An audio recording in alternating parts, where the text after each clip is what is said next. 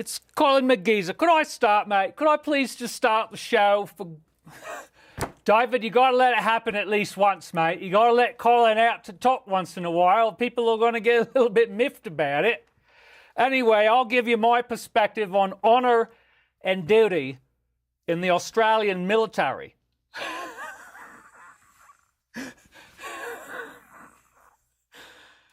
Mate, when you go out in the bush, there's all kinds of things out there that do not want to honour you, mate, and it's your duty to get rid of them. So the Australians will tell you it's your honour to eat grubworms, mate. We have grubworms. It's bush meat. Comes right out of the bush. You pop it in your mouth. It's squishy. It tastes horrible, but, mate, it's part of your honour and your duty, mate.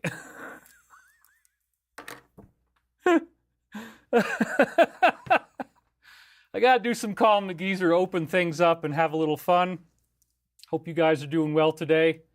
It's really not about the Australian military and eating bushmeat. Come on, I got to do something to keep it alive and fun for you guys. Okay, let's read some comments. Yay, David, you rock as always, says Gary Hayter. G'day, mate. Let's have another shrimp on the barbie, says Northeast 3D Design. All right, and we got, now I have a sty in my eye. Somebody said that. Hi, all from Denmark. Love and light. Saludos y bendiciones desde Quito, Ecuador. Hope I did that right. Patricia Gerardo. Hi, David. Can you possibly tell me how many customers have gained ascension after buying your programs?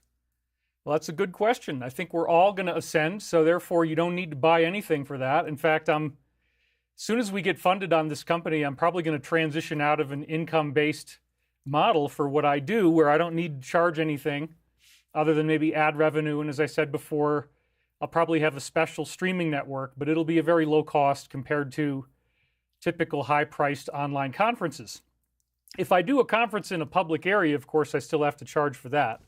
There will be ticket sales and so on, but it'll be enough to, make it reasonable, but not anything outrageous. So that's another thing that I'm looking forward to, is actually not being subject to money. And in fact, one of the quotes we're going to have in the show today on honor and duty is from the Law of One, where it talks about how we acquired a money system and in so doing lost our lifespan of 900 plus years that we used to have. It's once we had this money system and we lost the concept of honor and duty on a widespread social level, this is when we all got into trouble and our lives became much shorter, because you have to restore the honor and the duty component. This is the big topic for today, but I don't want to go too off on it just yet.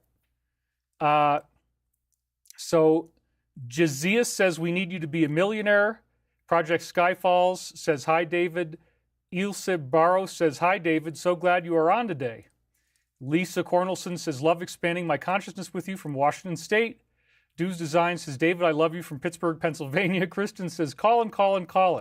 David, you look great today. No eye pimple. Does everyone notice that? It's still there, but it's not as bad. I've defatted it or demasked it. These are two words I've come up with in the midst of this horrible situation.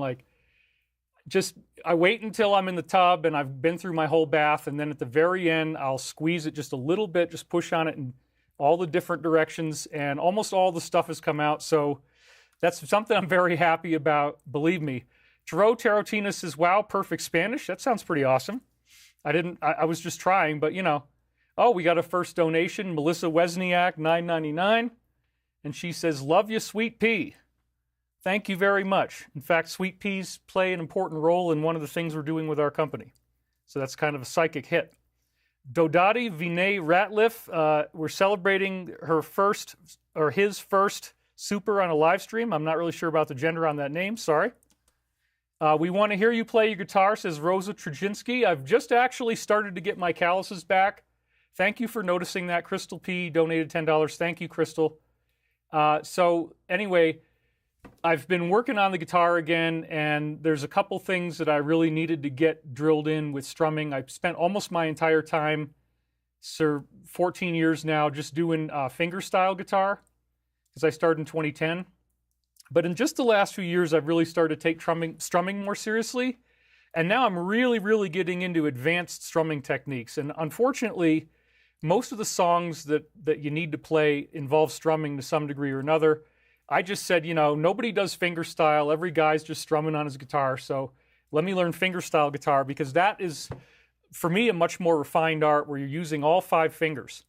So there's a bunch of songs like that that I've been playing. In fact, the classic one is You've Got a Friend, which was done originally by Carole King, and then it was picked up by, oh, you know who he is. I'll think of it in a minute. But anyway, I do the version that's the guitar version of You've Got a Friend, but with Carole King's vocal register and range. And so that's a very fun song to play. It's extremely complex. If you get all the fingerstyle stuff right, there's lots of double note plucks and interesting, you know, counterpoint between melody and chords, and it's fascinating. So yes, I do love the guitar. I'm not just posing with guitars behind me because I like the way they look. I do play them. And honestly, what happened was when I had to work on these Michael Prophecy books, my hands just fell apart. I needed every bit of my hand strength every day for the whole 2 years to be able to keep up with the work that I was doing to get these books made. And now that I'm out of it, I'm just finally realizing, like, wait a minute, you know, it's okay. My hands are safe. I can play guitar again. I finished the Michael books. I've got them out there. They did whatever they needed to do. So this principle of honor and duty, though, is very important. And I don't want to get too far off track here. Let me get the comments back on so that they're up to date. Oh, we're getting more donations. D, $10. Thank you. Angela Munoz, $50. Thank you very much. That's awesome. Please play Dust in the Wind. Great finger-picking song. Yes, I have certainly done that one. I haven't really worked on it a lot, but there's a lot of pieces that I've integrated, like This Is Your Song by Elton John, but instead of doing it on the piano, I'm doing it on the guitar. It's a very complex arrangement. It's got a lot of interesting chords, and of course, every guitar player knows the F chord gives you the most trouble, where you got to bar your first finger, and then the other 3 fingers are doing a chord under there. And so there's F, and there's all kinds of stuff in that song. So I'm just kind of getting back into it now, but I do think that if I can ever get it together enough, I may not be able to do it James Taylor. Yes, boom, thank you. Somebody named him, yeah. So there was a guy online, totallyguitars.com. It's not a paid endorsement, but his name is Neil Hogan. And I got way more education off of totallyguitars.com and Neil Hogan's classes than any other guitar tutorial online. So I've never even taken his private classes or anything, and I'm sure he's happy I'm saying this right now, because if you really want to learn guitar well and fast, personally, I never had any better success with anything except for Totally Guitars. Melody just donated $10. Melody Heart, thank you very much. So anyway, Neil Hogan, he goes through everything step by step, and you're learning fingerstyle in a lot of cases. So you're using all 5 fingers, and they all have to move independently of each other while you're also fretting with the other hand.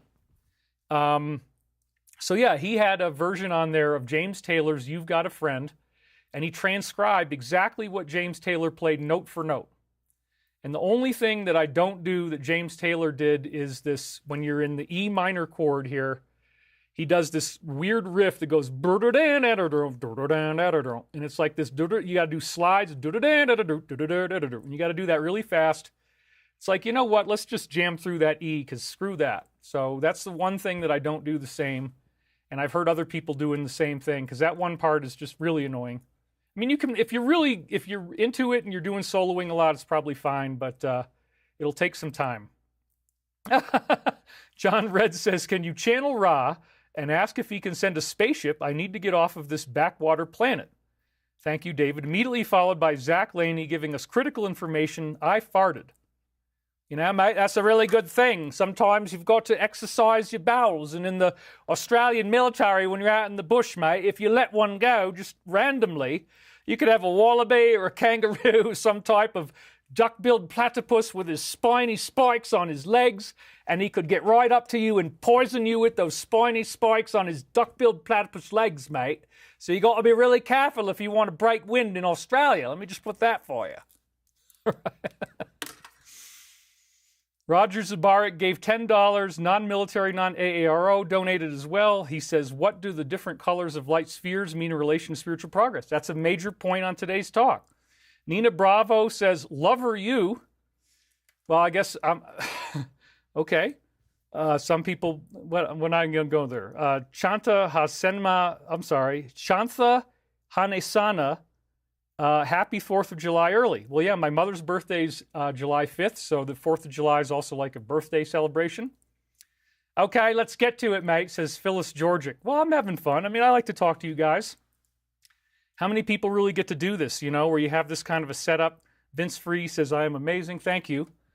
So, yeah, we're going to get to it. We got 1,800 viewers right now. That'll probably go up to around 4,000 as we go on. But anyway, I didn't really want to get into guitar and all that stuff today.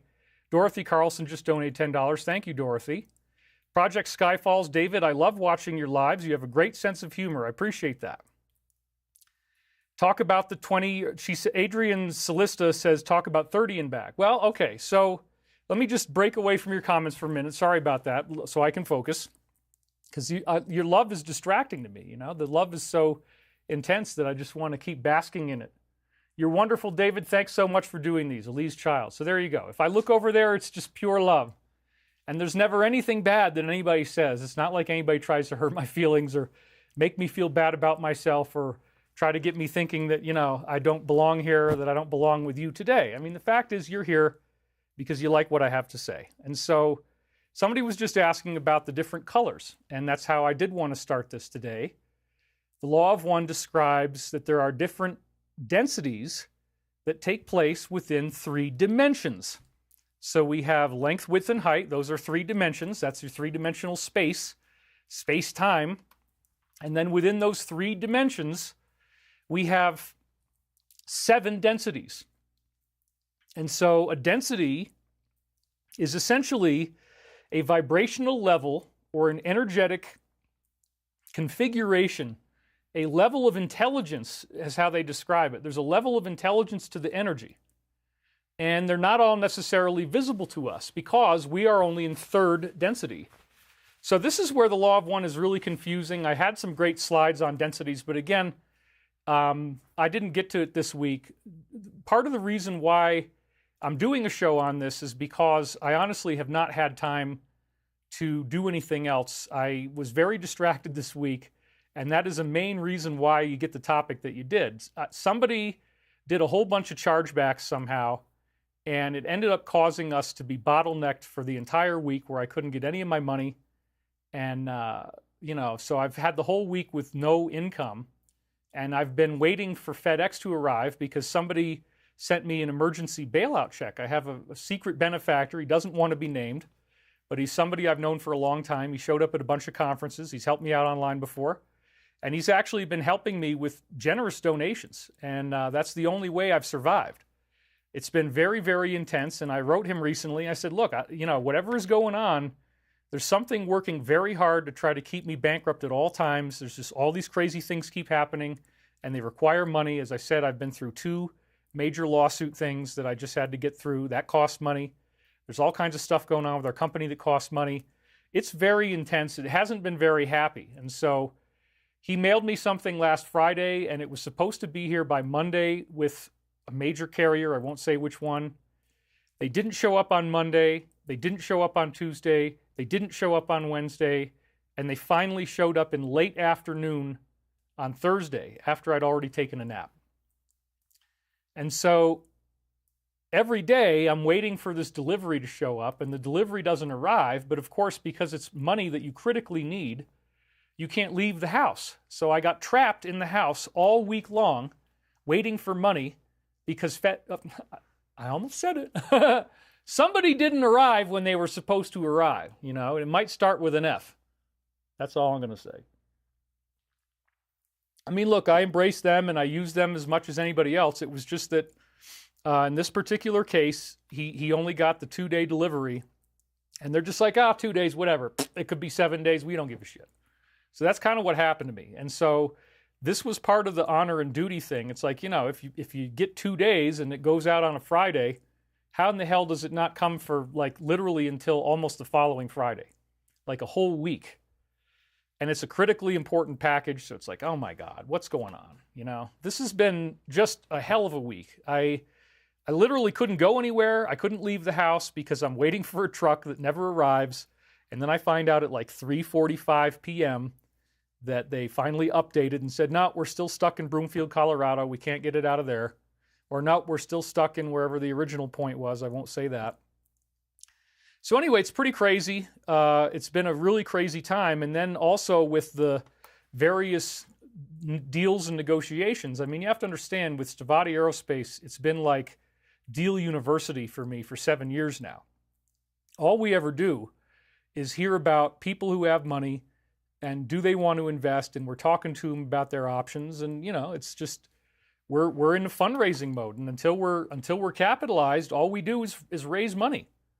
And so we're talking in many cases about very large deals, 10-figure, billion-dollar plus transactions. I've been dealing with a lot of these, and you know, they're very spicy, they're very funny, and one of the things, unfortunately, that has happened to us far more than I care to admit is people who are completely fraudulent, and everything that they're telling you is fake, and everything is a lie. And so we used to joke about this in Los Angeles among people in Hollywood. It was called the Tuesday-Friday game. This is an inside baseball term I'm giving you guys now, the Tuesday-Friday game. What does that mean? The Tuesday-Friday game is based around one sentence, and the sentence is, the money is coming. So you get into some deal where you put your money into something and you invest in something that somebody tells you is going to generate this gigantic return, and it's a really great story, and it sounds wonderful, and you're like, you know, I believe this. I believe that the money is coming. So then they tell you that the money is coming on Tuesday, and they give you a whole story about Tuesday, and then you're all excited, and that keeps you going for the week, and then Tuesday shows up, and there's no money. And then they come up with a new story, and they tell you, oh, the money is coming, but the money's coming on Friday. So then you wait the whole week, and you get to Friday. Well, you know, the guy, I'm sorry, there was something with due diligence. There was a thing in the paperwork, and he swears he's going to have the money in escrow, but it'll be next Tuesday. So then you wait till next Tuesday, and then, you know, escrow didn't go through. He had this issue with his mother. She slipped and fell, and he had to take her to the emergency room. I mean, this is how crazy it gets, okay? And I've been watching various documentaries now on con artists and psychopaths, including murderers. I've watched some documentaries that are very hard to watch where you hear serial killers being interviewed, and they talk about killing people with the same level of detachment that you would talk about going to go grocery shopping. Yeah, I stabbed him in the neck. You know, and okay, they don't really want to go. They admit sometimes that they don't like it, that it got too messy, it got too intense, it took too long. But even then, they don't really have any sense of remorse about it. And so, again, I studied this in college, and we all are familiar with the concept of a murderous, you know, evil psychopath like a Hannibal Lecter. And some of these shows just focus on those types of characters. However, there are other types that... just checking on you guys, making sure you're still there. Okay, we are.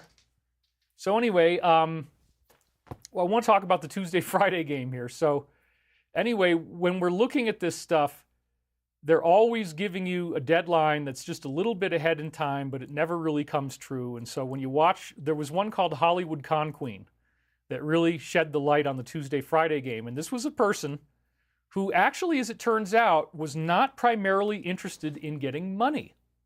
And so throughout this whole documentary, which is on Apple TV Plus, and I've been watching their content, I just want to get familiar with all the different platforms. I'm watching Max, I'm watching Paramount Plus, I've watched Disney Plus, I've watched some stuff on Netflix, and I've watched some stuff on Apple TV Plus, and I think those are all the biggest streamers right now.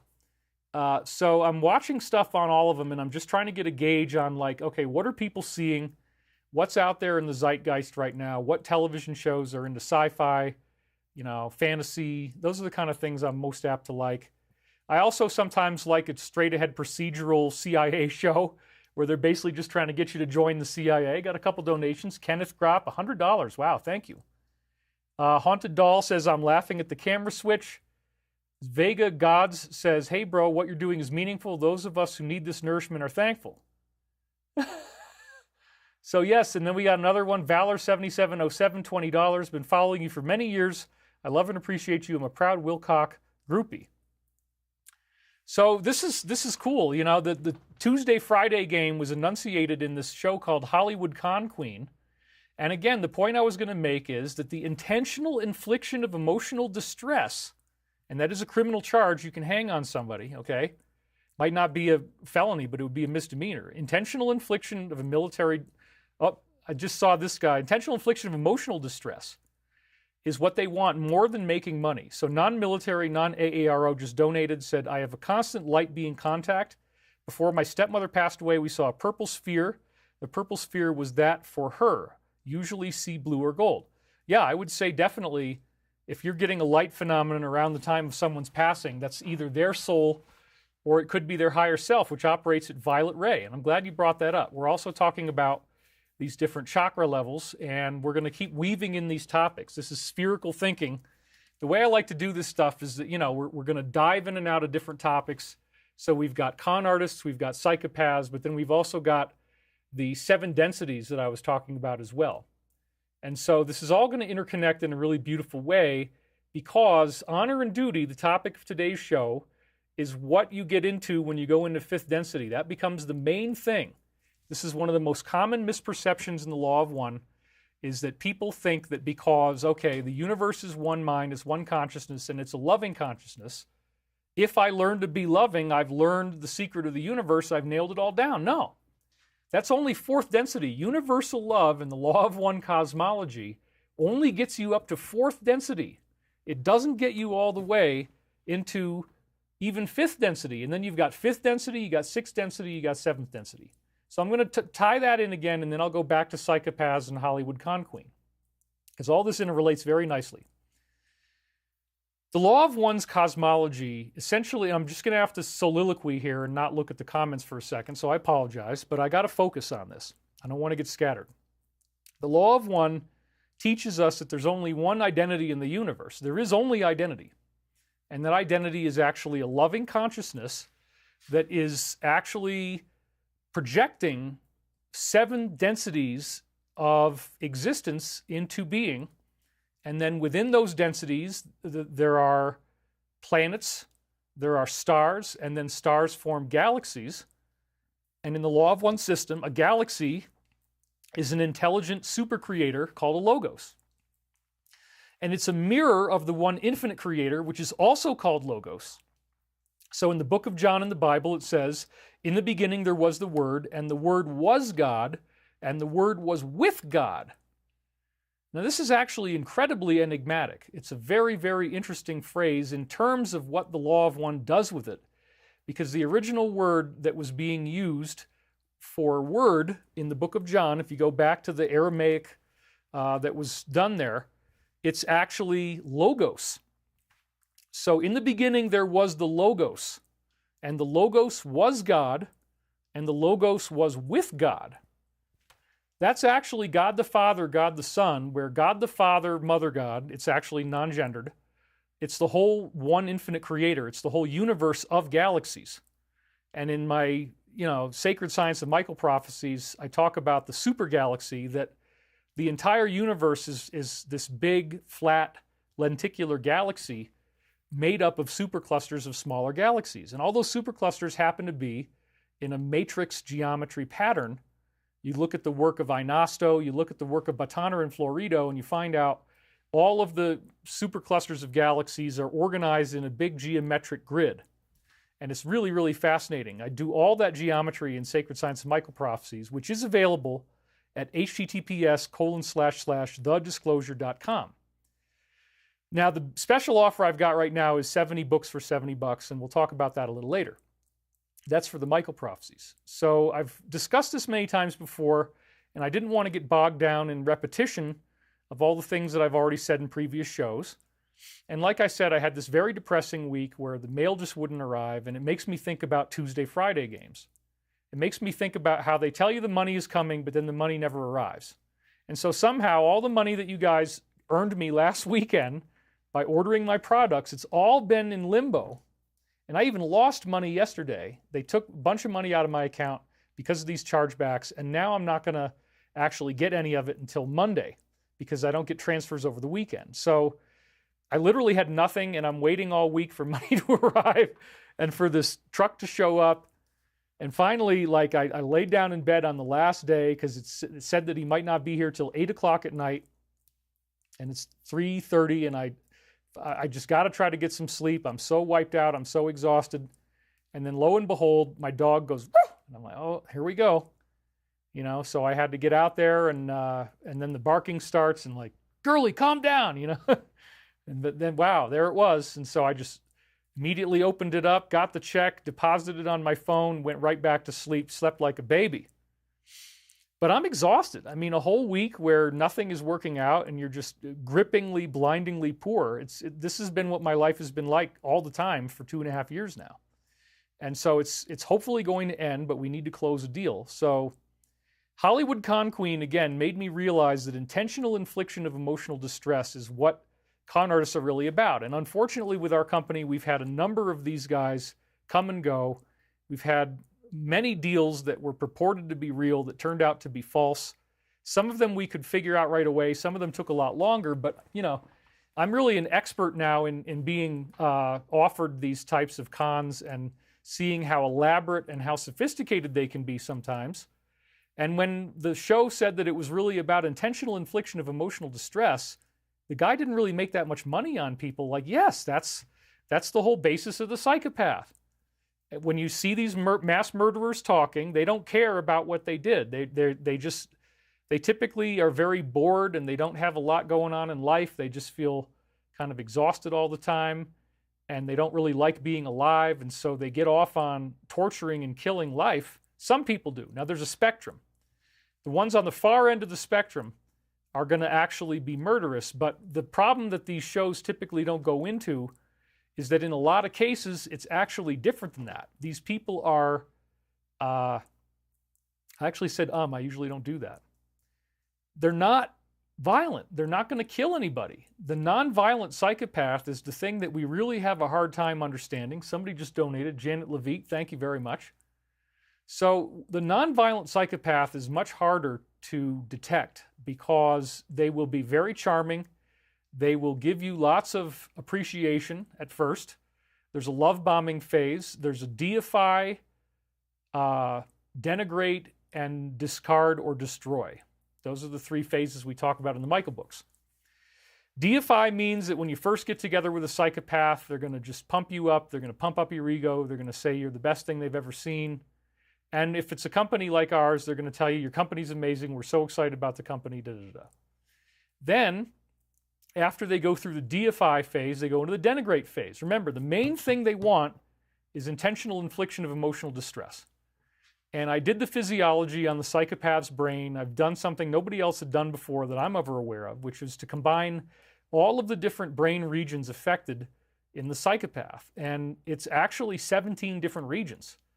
A couple, 3 of them maybe, actually are hypercharged. They go into overdrive to compensate for the rest. But then the rest of these, whatever 14 brain regions are left out of the 17, they're all essentially like atrophied brain tissue. Your tissue actually rots in your brain. It would be a smelly, rotten mess of tissue that's just stuck in there, putrefied matter in your brain. And it was fascinating because Archangel Michael was giving me dreams that I was going to discover all these scientific facts in the 1990s. Time looped in as I went through all of these different scientific journals and said, okay, where are the brain regions of the psychopath that are affected? Well, it turns out there's a whole bunch of them. The whole frontal lobe area, you got the, I don't even want to go through it all because there's so many of them. Dorsolateral prefrontal cortex, orbitofrontal cortex. I mean, it just goes on and on. The hippocampus is heavily affected. The insula is actually affected, a very strange part of the brain. It just goes on and on. But one of the ones that really struck me the most was the striatum, which is near the corpus callosum in the middle of the brain. And this is an area in which it usually fires up when people feel pleasure.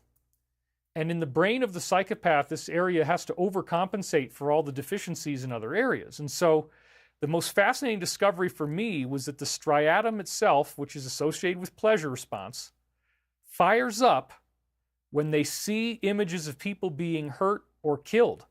They actually get off on it. Psychopaths enjoy causing pain to others. It actually becomes their main source of pleasure, because the frontal lobes, if you're a healthy person, if your brain is working appropriately, the frontal lobes give you empathy, give you feelings of compassion, feelings of forgiveness, and all of these things segue into honor and duty in the law of one system.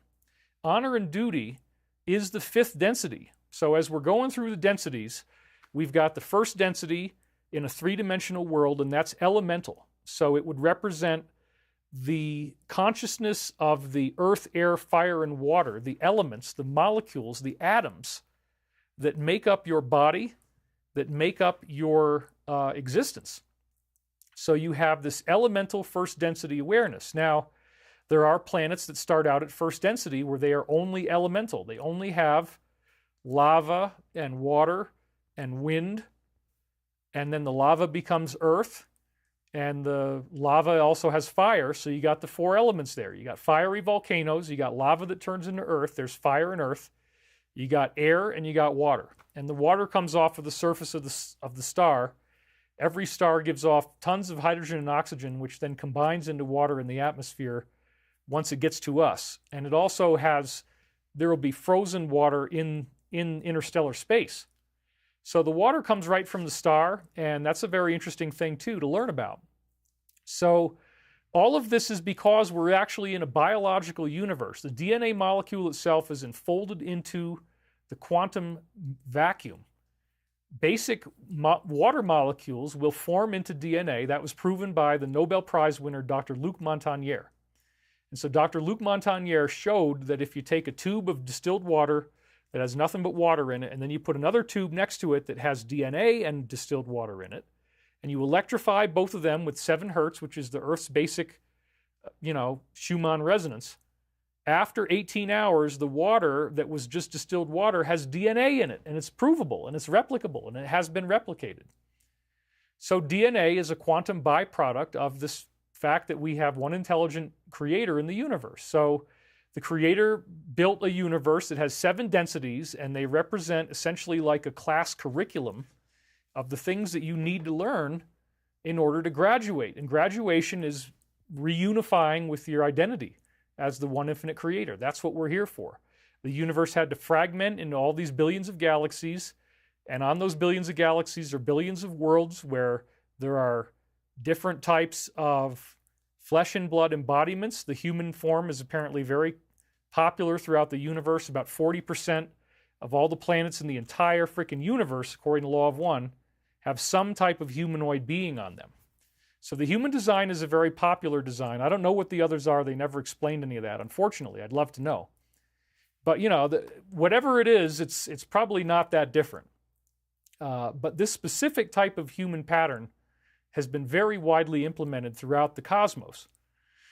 So what we're dealing with on this planet is no different than other civilizations dealt with, who then evolved into much vaster levels of spirituality and technology than what we have, where they have conscious control over energy. And even fourth density, the authentic fourth density, let's go through this so you know what I'm talking about. First density is just elemental life. And then it says in the Law of One that the action of wind upon water, the action of water upon earth, the collision of the different elements as they come together creates the stirrings of second density, where this quantum life wave that creates DNA will then form. Just like we saw that all it took was Schumann resonance, earth, and then the water in the DNA experiment, right? The DNA is a quantum background thing. It's just there in quantum physics. It's there in the background of space and time. Our science hasn't there's no DNA equation that'll tell you that, but observationally, we know it's true. My whole first book, Source Field Investigations, I was offered an honorary doctorate just for the stuff on DNA in the first half. I still haven't collected it, but, I'd have to go through a peer review and all this kind of stuff, and I haven't had time, and I don't know if I really need to do it. I mean, people wouldn't say Dr. Albert Einstein, they just say Albert Einstein. So I think I've proven my own mettle by now. The kind of trolls, the people that just casually say hurtful things, how many of them have written as many books as I did? I've got at least like 14, 15 books I've written that are all amazing. And there's 7 books alone in Michael Prophecies. So, 2 of them actually were New York Times bestsellers, and that's also something very rare. It's very, very difficult to get that. Many other authors never get one. So it's tough to even have it happen at all. And I had the equivalent of 4 that should have made it on the list, and 2 of them were suppressed because they didn't like what I had to say. It's very, it's a closed system in there. So anyway, the teachings of honor and duty, when we get through the densities, we have wind and water, all the elements that come together and they form second density life, which starts as bacteria. And we know that bacteria on Earth formed approximately 3.8 billion years ago. But to go from liquid water to complex bacterial multicellular life, you've already got all of the basic problems of evolution solved right there. So the fact that bacteria showed up almost out of nowhere as soon as water appeared on our planet's only 4 billion years old. Water arrived 3.8 billion years ago, and so did bacteria. So therefore, you look at the Montagnier experiment again, you say, okay, we can create life out of just plain elements because there is a life wave that will arrange elements together. So second density now runs through everything from bacteria to plants to fish, birds, animals, everything that we see on Earth that we would normally consider alive, except for human beings, including whales and dolphins. There's no special New Age exemption.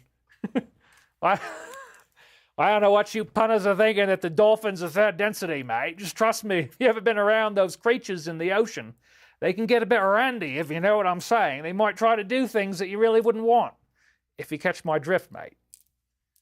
Yeah, we don't want to worship dolphins. Rudd VD, thank you very much. He said, do you do your own hairdo or do you go to a salon? I actually did cut my own hair.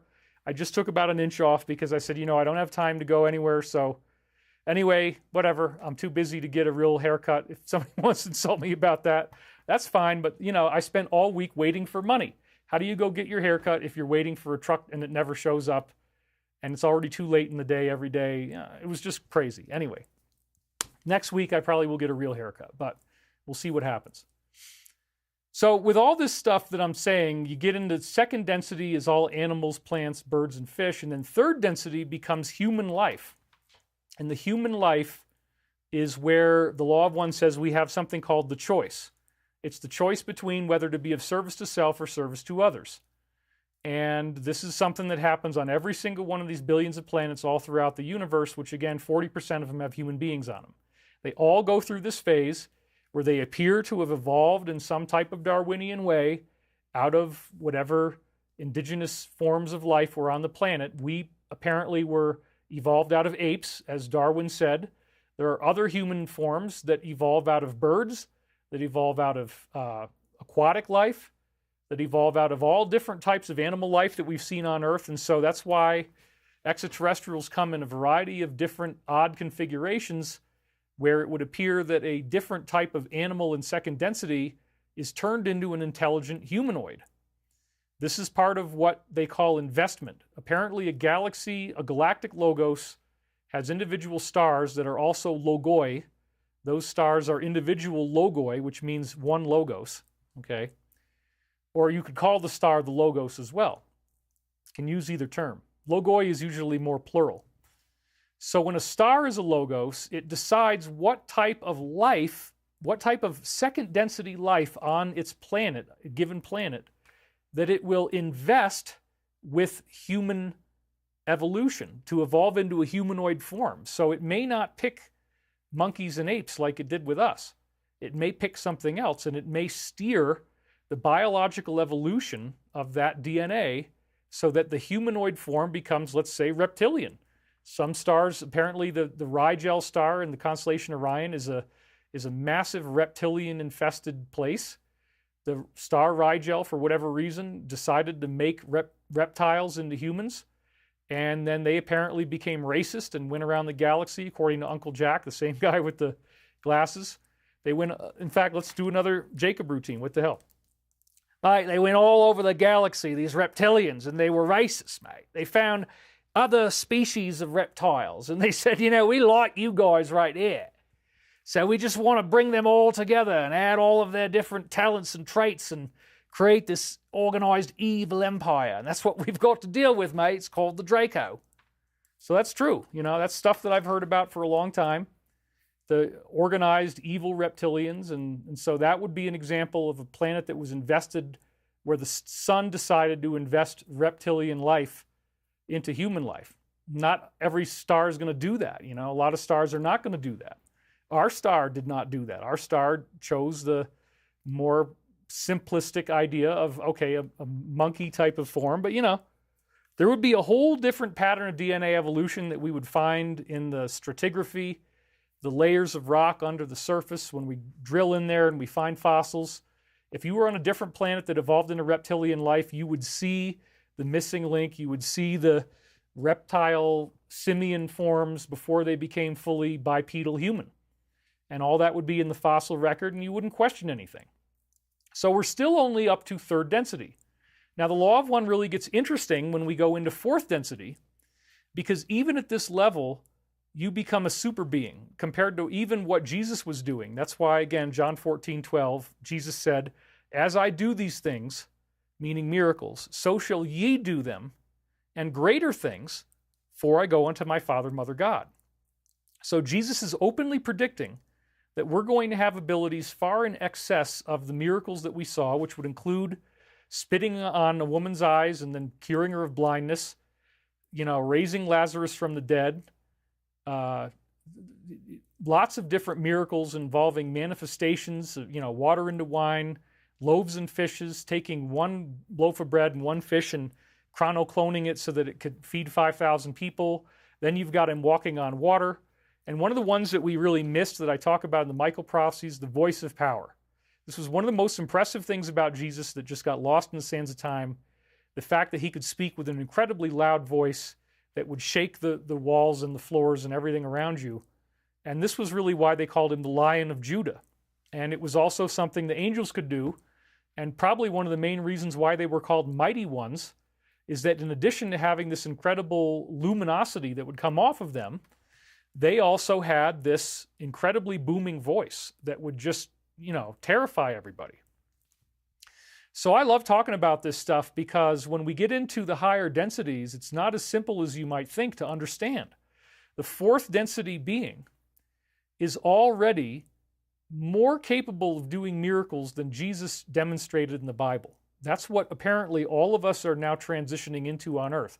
Those who are still here, those who are still alive, if you can hang on until 2025, which again is only a year away, you're probably going to experience this. Unless you're, there might be a few of the very most evil people in the satanic groups that are definitely not going to be able to stay here, and they might disappear, flash of light kind of thing when this happens, and they go to their own place.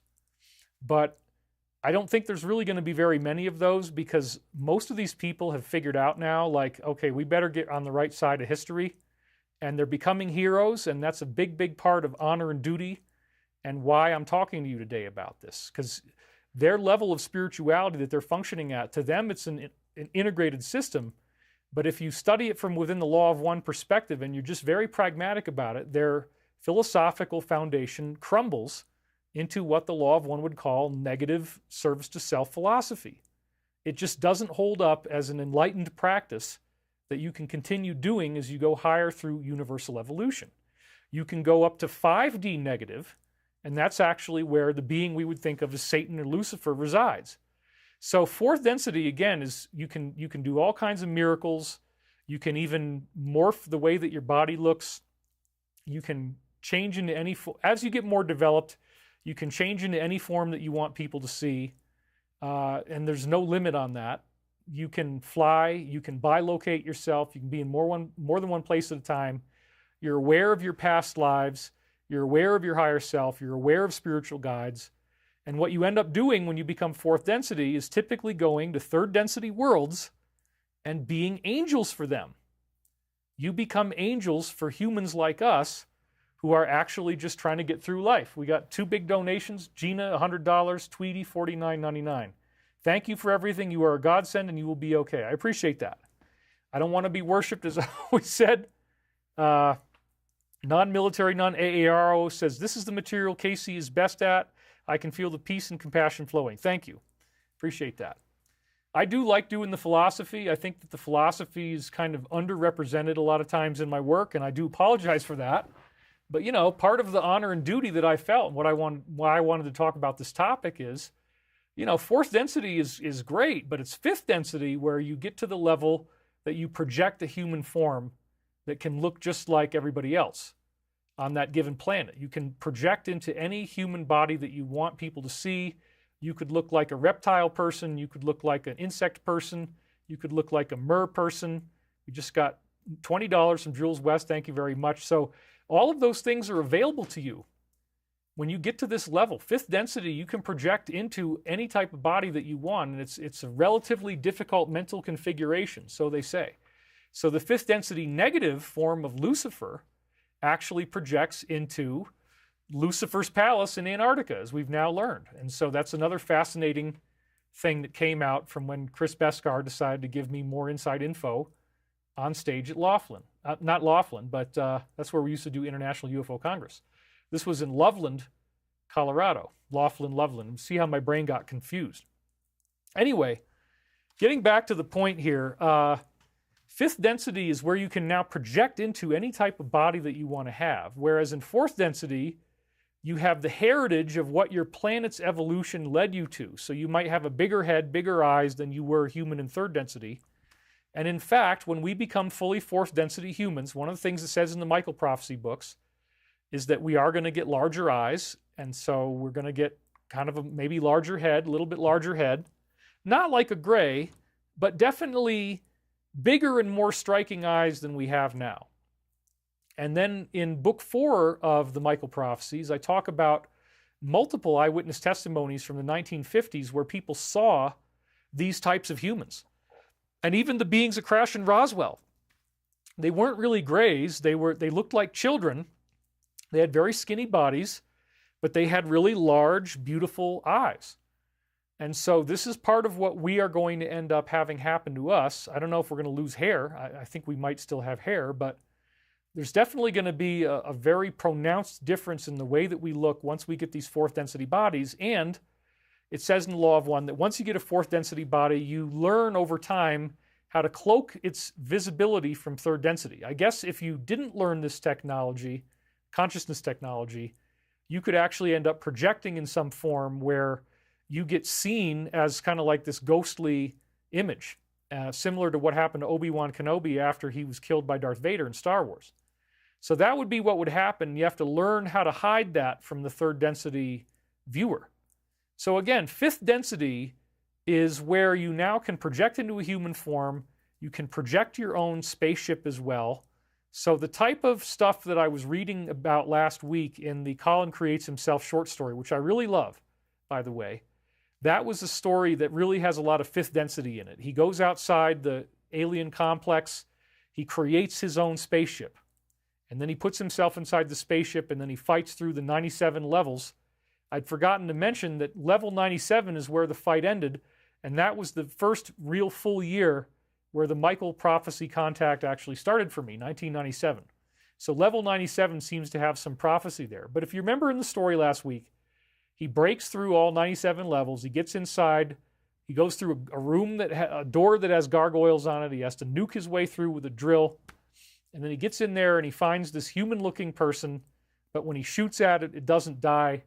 And it just says, ha, ha, ha, I'm a projection. And earlier along, the being that got him to take the mushrooms is probably Lucifer as well. And it showed up at certain points as just a cloud of energy. So these beings don't really have a body unless they want to. And according to the Law of One, the fifth density negative companion, which is their name for Lucifer, rarely ever projects into a body. It usually just stays outside of any incarnate form.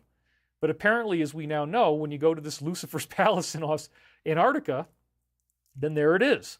Here's this being, and it's going to project into a human form. And remember, Buzz Aldrin got very, very sick when he went down there, and they had to airlift him out, a medevac. Well, I don't know what happened, but if you're going to be around Lucifer, you're probably going to see some really horrific stuff, and it might cause people to have a stroke or a heart attack. So that could have been what that was about. I don't know. I am not speculating. I'm just implying. But, we're trying to do an investigation here. We've heard some weird stuff about Antarctica, so we know that a bunch of politicians go down there, and apparently they're having their own in-person meeting with Lucifer in this incredible palace.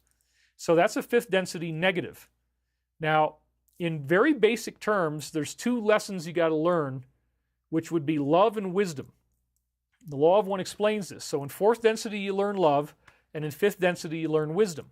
So the fourth density being, as amazing as it sounds, to have the ability to fly, to bilocate, to remember your past lives, to act as an angel for other people on other planets, hiding behind the scenes, guiding them without them realizing that you're there, those beings still lack wisdom. They don't have the wisdom to avoid being naive.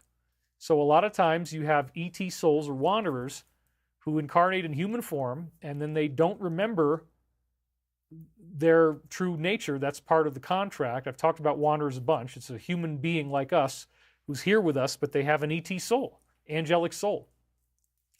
Well, if you're a fourth density wanderer, then you didn't really learn the lessons of wisdom, and so you have love without wisdom, which means you just love people and you're not picking up on psychopaths. You don't understand that there's people out there where their striatum, the pleasure center, is getting off on people being hurt. That's been scientifically proven. They show you these pictures of somebody getting their hand caught in the car door, and these people are like, oh yeah, I like that. Their brain's showing, oh yeah. You know, somebody's going, and they're like, oh yeah, I like that. So that's why they want to watch horror movies or whatever they're into. This is a fascinating thing that's true. So when you're dealing with a psychopath brain, I would essentially say they are capable of duty. They can do duty, but they don't really ever have honor, because honor is essentially something that grows out of morality. And again, we're talking about the teachings of honor and duty here. That's the main topic title. So you can have duty. I mean, I've seen plenty of examples throughout time of psychopaths who work very hard. They have a very strong sense of duty. If they're like in some type of corrupt, evil, fascist type of government, they might have a very strong sense of duty about what they're doing. And they might even have honor to their own inside group. But this form of honor is really about honor to the universe and to the one infinite creator. So again, in fourth density, you've learned the basic lessons of love. In order to graduate into fourth density, we have to be slightly more loving than we are service to self. And loving is called service to others in the law of one. So the whole basic point is you have to be helpful, kind, encouraging, supportive, forgiving, patient. You got to have all these characteristics. I was saying patience and compassionate, and then put those together as passionate. Patient it is this guy in the mental hospital, by the way. I met him, but that's another story. That's not true. I'm just making that up. Just trying to have some fun with you guys. So when we get into fifth density, what we're dealing with now is that there are certain core teachings that are different than what most people put prevalence on. If you're looking at traditional spiritual texts, they for the most part are fourth density. The Bible is for the most part fourth density. The Quran is for the most part fourth density. Buddhism is very fourth density. There's some fifth density in there too. Hinduism has some fifth density in it, a lot of fourth density.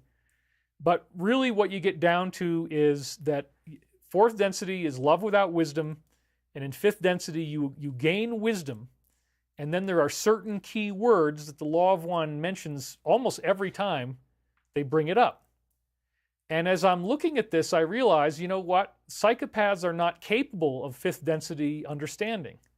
They're not capable of some of the most basic things that you have to do, like honesty is one of the biggest fifth density teachings, honest communication. So in the body, okay, fifth density is represented by the throat chakra. And so with the throat, you're up to now the fifth of these energy centers that are represented by the colors of the rainbow. So you have 7 colors, you have 7 chakras, and they correspond to red, orange, yellow, green, blue, light blue, indigo, dark blue, violet.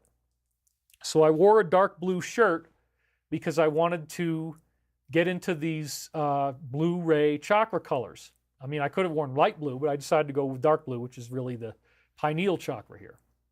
Anyway, the law of one makes some very provocative statements saying there's 7 densities in the universe. They're each like a level of existence. And you exist in all of them at the same time. And you have bodies that live in each one. So you have a 4th density body, you have a 5th density body, 6th density body, and a 7th density body. Somewhere in time, those bodies exist for you. And then they represent themselves in your energy field as chakras. So your fifth chakra is the connection to your fifth ray or fifth density energy body that actually exists on its own in its own place in space and time. And it's already there. You already have it. But in your conscious waking persona in third density now, you have what the Law of One calls a personality self. And this is made up of the biases, the prejudices, the strengths and weaknesses that you have as a person. There's a real strong lack of forgiveness right now that the media has tried to push on us with racial ideology, getting people divided among race and saying certain races are good and certain races are bad. I'm just dazzled that there's this anti-Semitism going on. I mean, yes, there is a really radical element that's going on right now in Israel that a lot of people are very upset by, and I'd like to see the majority view of the people of Israel be heard, which is they really don't want this to go on anymore. They're doing massive protests. So again, you know, there's different predilections in every culture, but to try to boil it down to racism and say, oh my God, there's a Jewish person. Come on, that's just totally ridiculous. And you're not even in kindergarten yet if you're a racist. Actually, you haven't even started the most basic education that you need to have to be compatible with fourth density, because fourth density is a universal love, and you're certainly not going into fourth density enjoying the idea of denigrating other people. You have to have a really overwhelming sense of gratitude for yourself and for others. So then, okay, fourth density, you're very, very loving, you have all these amazing Christ-like abilities. Isn't that the end of the game? No. You still can't make your own body, you still can't make your own spaceship with your mind. That's a fifth density trick. So you have to get another level of ascension to happen to get up to fifth density. And then when you ascend into fifth density, it's only because you learned the principles of honor, duty, honesty, responsibility. There's something called the law of responsibility. We're going to go into that. Honor, duty, wisdom, communication. Honest communication. The throat chakra, again, is connected to your fifth ray body. And so a lot of it has to do with how you speak, what words you say, whether those words have integrity, whether you're being honest with yourself, honest with other people. And so it's warrior codes. And this was one of the things that really attracted me to my ex-wife, Elizabeth, and why I was so happy to have her teaching warrior codes, because this is a very important subject. The Law of One says that you need to have warrior codes if you're going to make it into fifth density. So essentially everybody who's made it to fifth density is now a very capable warrior and has integrated these warrior codes. And again, the two main things are honor and duty. Duty means that you're doing something you don't really want to do, but you are honored to do it. So the problem with the fourth density is, and this is where a lot of New Age and spiritual people are right now, is that they want to do things that are loving to other people, but they also lack courage. Honor and duty is very tied in with courage, bravery, and the concept of redemption, really. The greater redemption of being strong enough to defend yourself and have boundaries. This all has to do with wisdom. Wisdom is boundaries. When you have the wisdom, you learn, okay, I don't want to be taken advantage of. It's important that I preserve myself for the betterment of all. Therefore, I have to have boundaries. I have to tell people no. They're going to get sad. They're going to get angry. They're not going to like it. They're going to get pissed off. Okay. This is what I have to do. I'm sorry, but I have to have these boundaries. This is important to me. That's a fifth density principle. And you communicate your boundaries. So you're communicating with the throat chakra. And you're communicating wisdom. You have the wisdom to see that you have to defend yourself. So the whole discussion of boundaries is really a fifth density discussion. And lo and behold, fourth density people are always getting ripped off by the Tuesday, Friday game. People with an open heart, every new story comes along, the money is coming, it sounds great, invest your money in this, it's going to be amazing, and then nothing ever happens. Well, thankfully, we really are now working with a variety of credentialed, institutional level investment sources. We're not even really dealing with private investors anymore. We have a couple that we're still working with. But now we're just going on to an institutional level, and we're getting a lot more success that way. There's just a lot of really cool stuff happening I can't really talk about, but we are on the verge of success, and I do intend to repay all my debts as soon as I get the ability to do so. So that's all going to be coming out. But in the meantime, the Tuesday-Friday game is the epitome, again, of lack of honor, lack of any type of real duty to fulfill. They're just lying to you. There's no honor in lying. Psychopaths are pathological liars. And again, non-violent psychopaths are largely overlooked in our society because they do a great job of camouflaging themselves. You don't really see them for what they are. You don't understand that this person is plotting against you, but yet there's so many cases like, again, the television show Hollywood Con Queen. It's intentional infliction of emotional distress. They like that more than making money. It's really about building you up, making you think you're going to get this money, getting you all excited about it, and then shattering your dreams and betraying you and making it impossible for you to get the money, which they never had in the first place. So they just want to build you up and tear you down, get you excited, and then ruin your hopes. And this is what's been happening to us from the institutions that we see around us, the media, government sources. It's just one dishonorable setup and betrayal after another. It's one lie after another, and people are completely sick of it. They don't trust the media anymore. They're more apt to trust somebody like me as an independent because I have, no dog in their hunt. I don't need to have any of this surveillance stuff going on. I don't need to have any of this like people should be ripped off or people should be hurt. I don't get off on seeing people suffering. I'm not enjoying any of this. It's been very hard to stay in this battle knowing that these people want me down. They want me to have no money. They want me to have terrible weather. There was a big storm of wind coming in. I wasn't even sure if I was going to be able to do the show today. So I really wanted to drill in on the fifth density teachings and really explain to you that if you don't live by honor and duty and responsibility in your own life, then you're not going to be as ready for this ET contact that's coming our way next year. In other words, the hero's journey is a multidimensional story. It's not just fourth density. The hero isn't just loving. The hero has to become brave and fearless as he continues his quest. So the hero's journey takes you through the whole fifth density thing about honor and duty and responsibility. So the wisdom that is conveyed in fifth density is essentially a wisdom about having boundaries. And the Law of One explains that the main protocol to repel negative entities is, I love you, fourth density, and I reject the service that you are offering me. That's fifth density wisdom. So the basic way that you have to fend off evil is by integrating fifth density. And if you don't live as a disciplined personality, this is another term the Law of One uses over and over again. If you don't have a disciplined personality, if you don't have boundaries, if you don't protect yourself from the people who are trying to hurt you, then you are not living with honor, and you are not living with duty, and you are not living with wisdom, and you are not exercising communication, and you are not being honest. Psychopaths will use a technique called DARVO, which is deny, attack, reverse victim, and offender. And that means that if you try to question them, if you try to confront them about any of the stuff they're doing that hurts you, they change the subject and they flip it back on you. They reverse victim and offender. You're now the victim. They become the offender. And they make it your fault that you brought this up. So you can't ever really talk to a psychopath about anything that has any meaning for you in terms of that relationship. They're only going to flip it back on you and blame you. And they're just going to keep doing this blame game, and they will never accept any real responsibility. So psychopaths in their basic conduct are completely lacking in fifth density. They don't have honor. They don't feel that honor to others. The nature of the way their brain works, they just have this complete lack of empathy. And it's fascinating to watch these serial killers talk about it so procedurally, about how they murdered somebody, and they're not even excited, and they're not even sad, and they just talk about it just like anything else. So that's not normal. And that's because, again, there's 17 parts of the brain that are not functioning properly, most of which are shut down. They have less gray matter by up to 20% or more.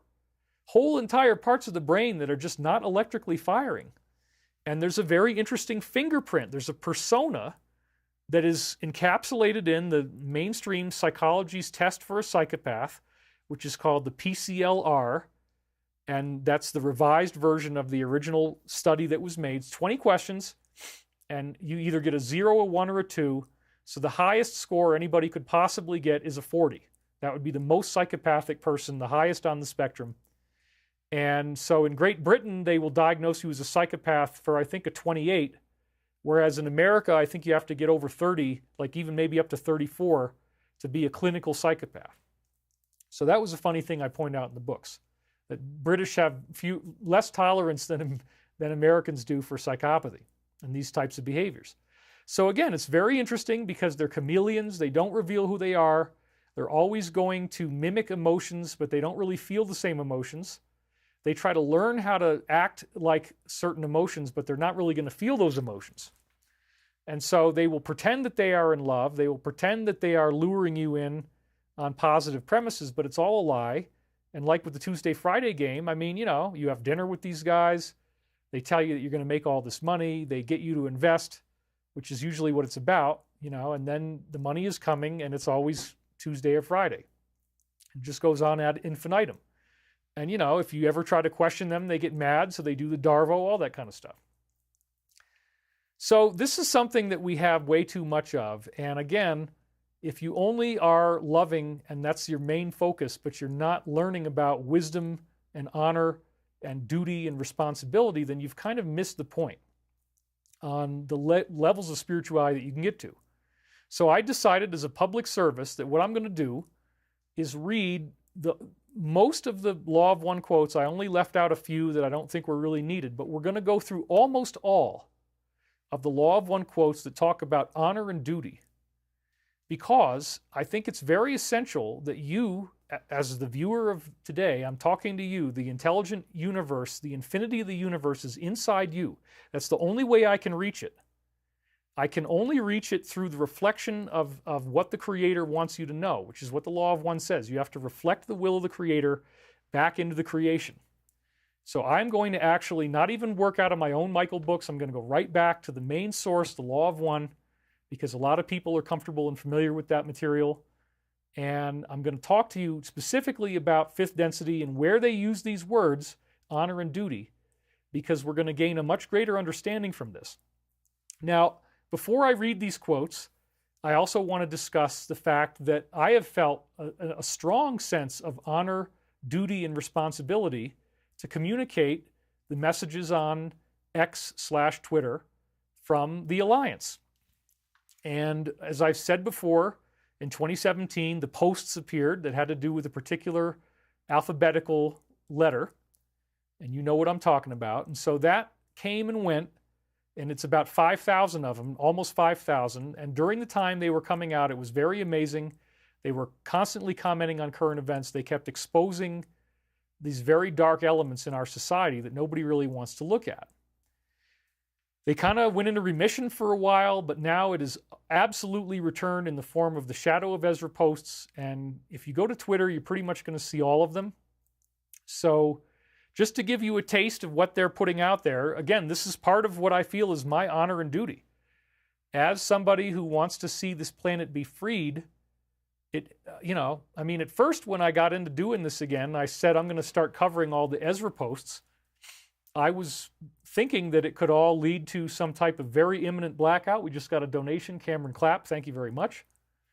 I thought there was going to be a blackout, and there still might be. I mean, it's a very tense time, and again, I spent the whole week on the edge of my seat, not having enough money and waiting for money that never arrived.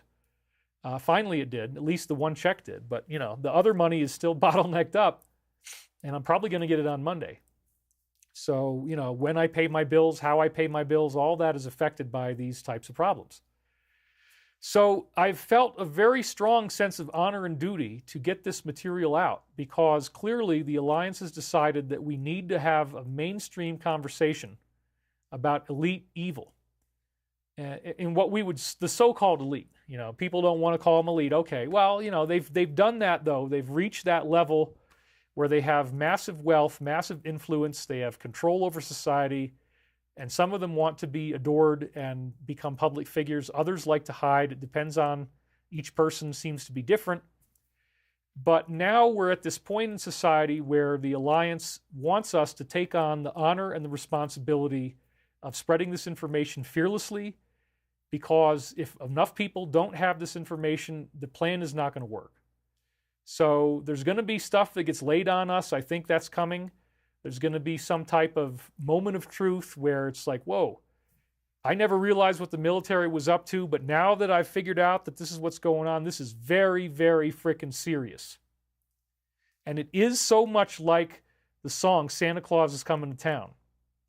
He's making a list. He's checking it twice. He's going to find out who's naughty or nice. Santa Claus is coming to town. He sees you when you're sleeping. He knows when you're awake. He knows if you've been bad or good, so be good for goodness sake. I mean, it sounds hilarious, right? And I mean, at the same time, here I am wearing my sizzle shoes because I wanted to honor you with the sizzle of the sequins on my shoes. And that's what Santa Claus does when he comes to town. He's going to give you really sizzly, amazing stuff. Anyway, I got to keep it fun. I got to do something to make myself laugh. The point is that Santa Claus is Coming to Town is kind of a song about God. It's kind of a song about God, and it's kind of a song about the fact that there are these angelic beings out there, symbolized by St. Nicholas in this case, but that's real. And there is an absolute morality in the universe. The Law of One talks about this. The first distortion of the Law of One is free will. If you mess with free will, mysterious things will happen to you that balance out the hurt that you did to others, but it will come in a different form, like you cut yourself or you crashed your car or you have trouble going to sleep or whatever the heck it is. Karma can come in a variety of different forms. So the people that run Tuesday, Friday games, they're always getting hit with karma. They're always having bad things happen to them. They don't understand why it is. If you're on the negative path, the universe is aligned against you.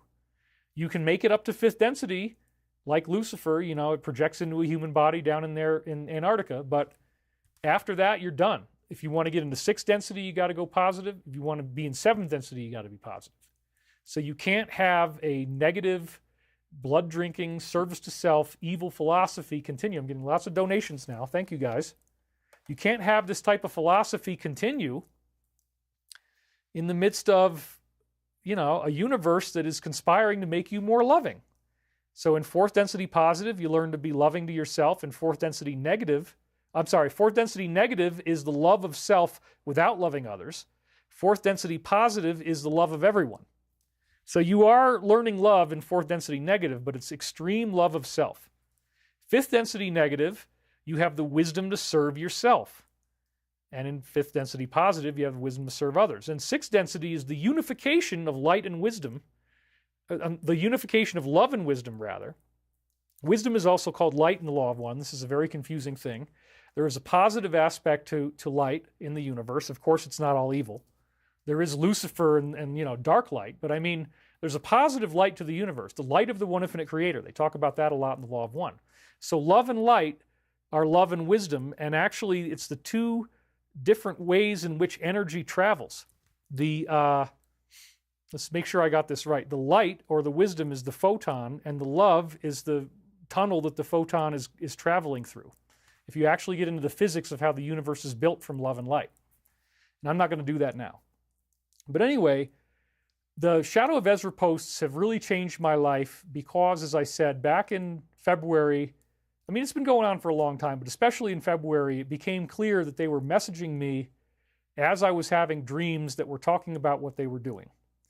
And there's been a number of very phenomenal confirmations that they've given me that they are listening to what I have to say and that they are supporting what I'm doing, that they honor me and they respect me. And therefore, I feel that I have a duty. This is the honor and duty thing again. Because I'm being honored by them, I feel a duty to continue to do this, to continue to represent what they have to say. So this particular show, I'm just kind of burned out on exposing evil. I've been doing it week after week here. So I wanted to kind of keep that light. There's a lot of stuff they've exposed in the past week. In fact, I highly recommend, again, you go to their channel on Twitter and look up the stuff, for example, on George Floyd. They just did a whole big sequence on that. I'm not going to go through that today.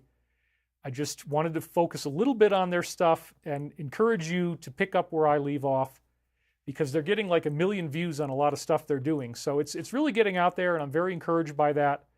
And so please, if you're going to use their material, give them credit too. Give people a link back to the source. Don't just act like you found this on your own.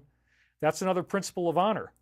If you're pilfering other people's creative if you're borrowing ideas and you're not giving credit to the source, that is dishonorable. You need to honor the source. Well, you don't need to, because the law of one says you don't need to do anything, right? But the optimal path is to honor the source of whatever it is that you're quoting from. So honor is about respect and treating others with kindness and compassion and respect. And a lot of times we're not doing that. A lot of times, I mean, one of the things that made me want to do this whole talk, to be honest with you, is I talked to my snowplow guy. And my snowplow guy has said he's never had so many customers defaulting and not paying their bills. And I said, well, you know, in certain cases, even if it's only like less than $100, you probably need to threaten them that you're going to take them to small claims court. And so we had a whole conversation about this. I said, you know, he has over $2,000 in unpaid collections. He said it's like 15 different people that haven't paid him. And they're all like, you know, being dishonorable. They're avoiding talking to him on the phone. They won't pick up the phone. And I said, yeah, you know, at this point, the only remedy that you really have is you can either just let people screw you or you get a lawyer and you have to start committing legal actions and you have to start sending people letters. 80% of legal actions do not result in going to court. That's just a statistic. So you give somebody that letter, they get scared, they tell your attorney, what can I do? Okay, well, pay us $20 a month until you get the thing paid off. And that's what they're going to end up doing. So if you're going to spend more than that on your attorney for 1 hour, then you're going to get in the collection. We had a donation here, Jill Bates. I'll read this one. What the hell? She donated $20. Hey, Dave, two friends, Jill and Pam, simple universal principles here. Old souls develop, acknowledge the wisdom, and will act accordingly when it comes to honor and duty, whereas some younger souls, psychos. Think of B.F. Skinner, too. Thank you, Jill. Yeah, I agree with that. So we are definitely in a situation where we are looking at psychopaths and we're saying, you know what, we don't want to have these qualities in our own personalities. And ET souls will tend to have this, but some of them don't. Some of them don't. You know, there's a lot of people who should know better who still don't have honor. And unfortunately, you know, you see this all the time. So it's actually far more common than people realize because, for example, again, let's go back to the snowplow guy, and I also want to mention Morgan Spurlock. You know, here's the guy that did the Super Size Me movie, and I read that, you know, he died in disgrace. He just died, unfortunately, but he was a disgraced man. He admitted that he had cheated on every single person that he was ever with, wife or girlfriend, you know, and he was sexually objectifying one of his workers and called her sex pants or something like that. And so, like, it's a very, very common thing, the horny guru, you know. Go back to the Beatles got themselves in a lot of trouble because they were going to write a song called Maharishi. And it was actually, they had to change it to Sexy Sadie. John Lennon got a legal notice. You can't call this song Maharishi. You better call it Sexy Sadie instead. Sexy Sadie, what have you done? You played a fool of everyone. But he was supposed to go Maharishi. You know, so, oh man, that's a lawsuit. We can't do that at all. So, but that's, if you read Many Years From Now, which is Paul McCartney's biography, he talks about the fact that was the original name of the song. So in the book, Paul explains that they went out there to the temple in India with Maharishi, and that he was the horny guru, and he tried to pick up their girlfriends, and he was, you know, handsy, and they got really, really mad, and that's where the White Album comes from. A lot of the songs on the White Album were written while they were over there, and then they thought that they were going to find somebody who was, you know, more spiritual than they were, more enlightened than they were. I mean, they're out there saying all you need is love. That's great, but we want a real guru, man. We're the Beatles. We want to find a spiritual root here. So they go out there and they think it's going to be this guy. And then, you know, it's not to say that his teachings aren't of value. I think transcendental meditation is wonderful. There's a lot of really great stuff that's come out of this, and the Beatles' publicity definitely helped. So I have full respect for TM. But every leader is subject and fallible to his own ego and his own limitations. And this includes the Maharishi. So they talk about this in the Beatles' biographies, that he made them miserable, and they all left kind of in a funk. I forget who stayed the longest or who left first. I think it might have been Ringo who left first. I can't even remember all those details, but like there's a lot of, most of the songs on the White Album were either written while they were still in the high phase of it or when they got out of it. So like, there's actually a song on the White Album that's very crude called Why Don't We Do It in the Road? Why don't we do it in the road? And Paul McCartney explains that he saw monkeys having sex in the middle of the road when he was there in India, and that's where that song came from. So it's a fascinating piece of spiritual history that they became disillusioned, they all left, and they all realized, like, you know, maybe Dumbo's feather was in my hand the whole time, but I didn't really need it. We created our own thing, and yeah, we're not perfect, but we're doing the best we can. Well, so another example, I said, you know, my plow guy is not able to collect, and, you know, people aren't paying him, and now he's got all these defaults going on. And so this is something where, you know, having the responsibility to live your life with, you know, honor to the people who you owe money to is very important. And it's been terribly frustrating to me that I've had debts that I can't honor, debts to the government, debts to my company, debts to individuals. You know, it's just crazy that I've been through this much poverty, because honor is very important to me. So again, Shadow of Ezra, to me, has become the new voice of the Alliance, and I feel a debt and an obligation to continue to let you know what's going on, because once they do what they're going to do, the whole world will have changed. It's going to be like Santa Claus is coming to town. You realize they saw you while you were sleeping, they saw you while you're awake, and they know what you've been doing. Nobody can hide anything. This is one of the big things. So I do look at them in some ways as like a moral arbiter. They're going to watch everything that I'm doing.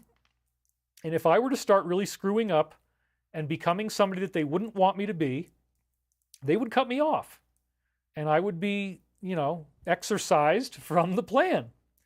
So I take this stuff very seriously. I don't want to get kicked out. I don't want to have anything like that happen to me, but it could.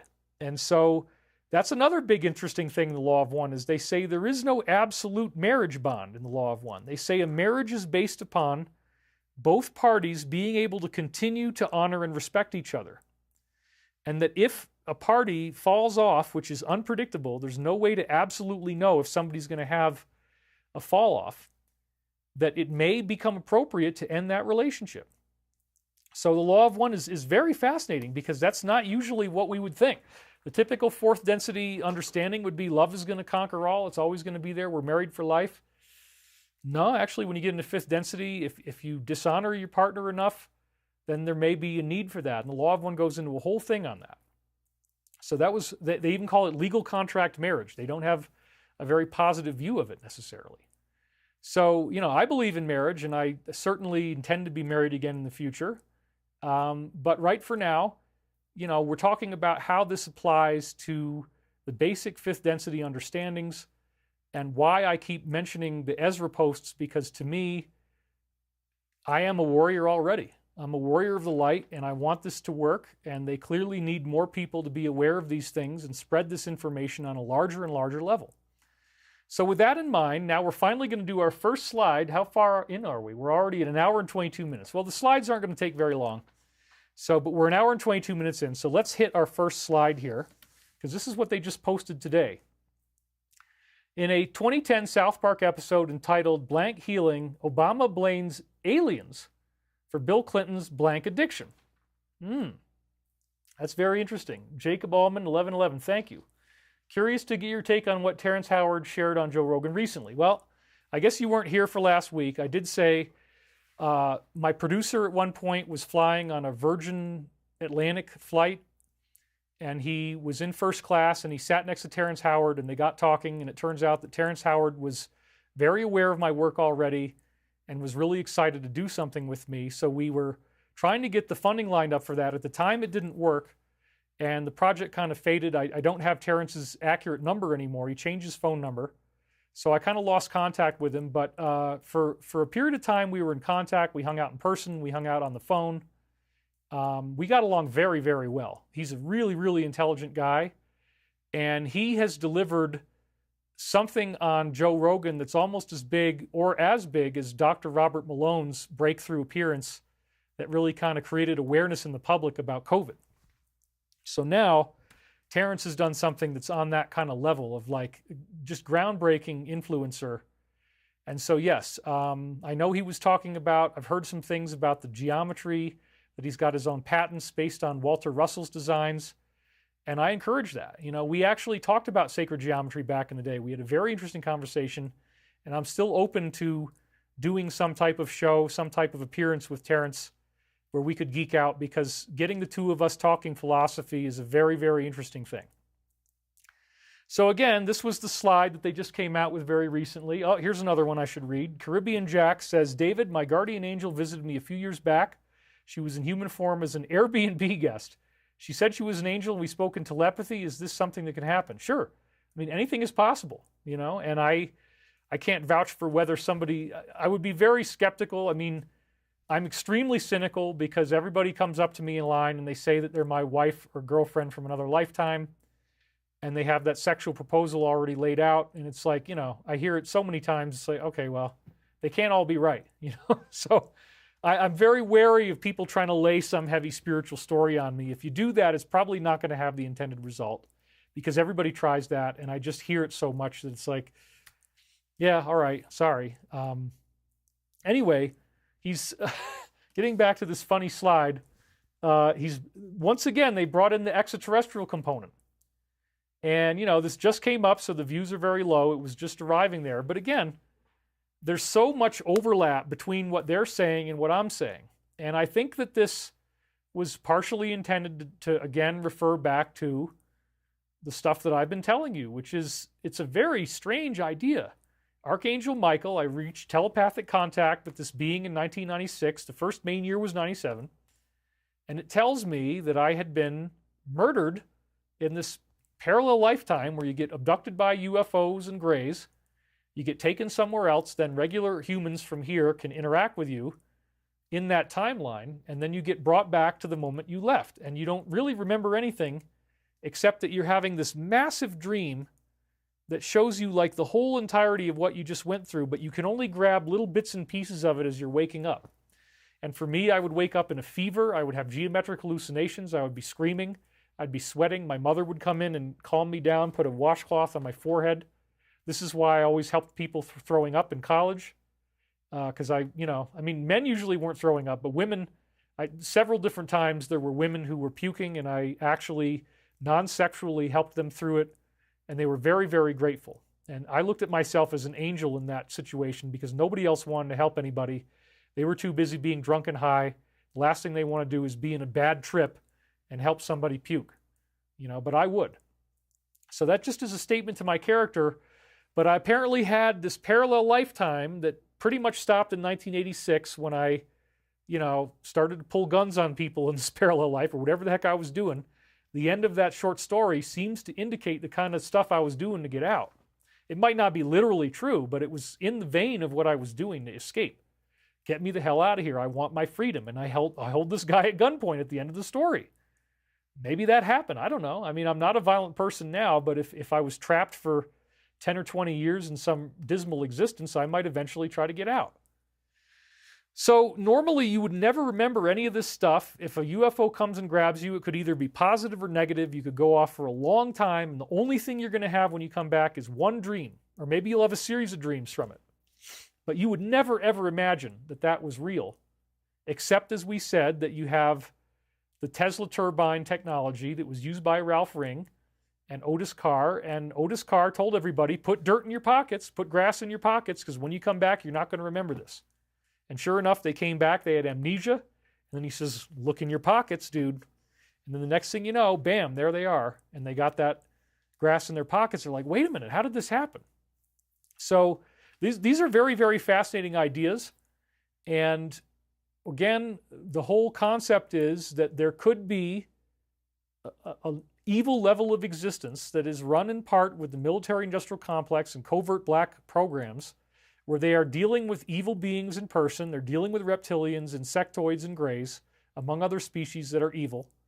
And there's also angelic humans. So remember, don't throw the baby out with the bathwater. There's good ETs too, and some of those are also working with the military-industrial complex.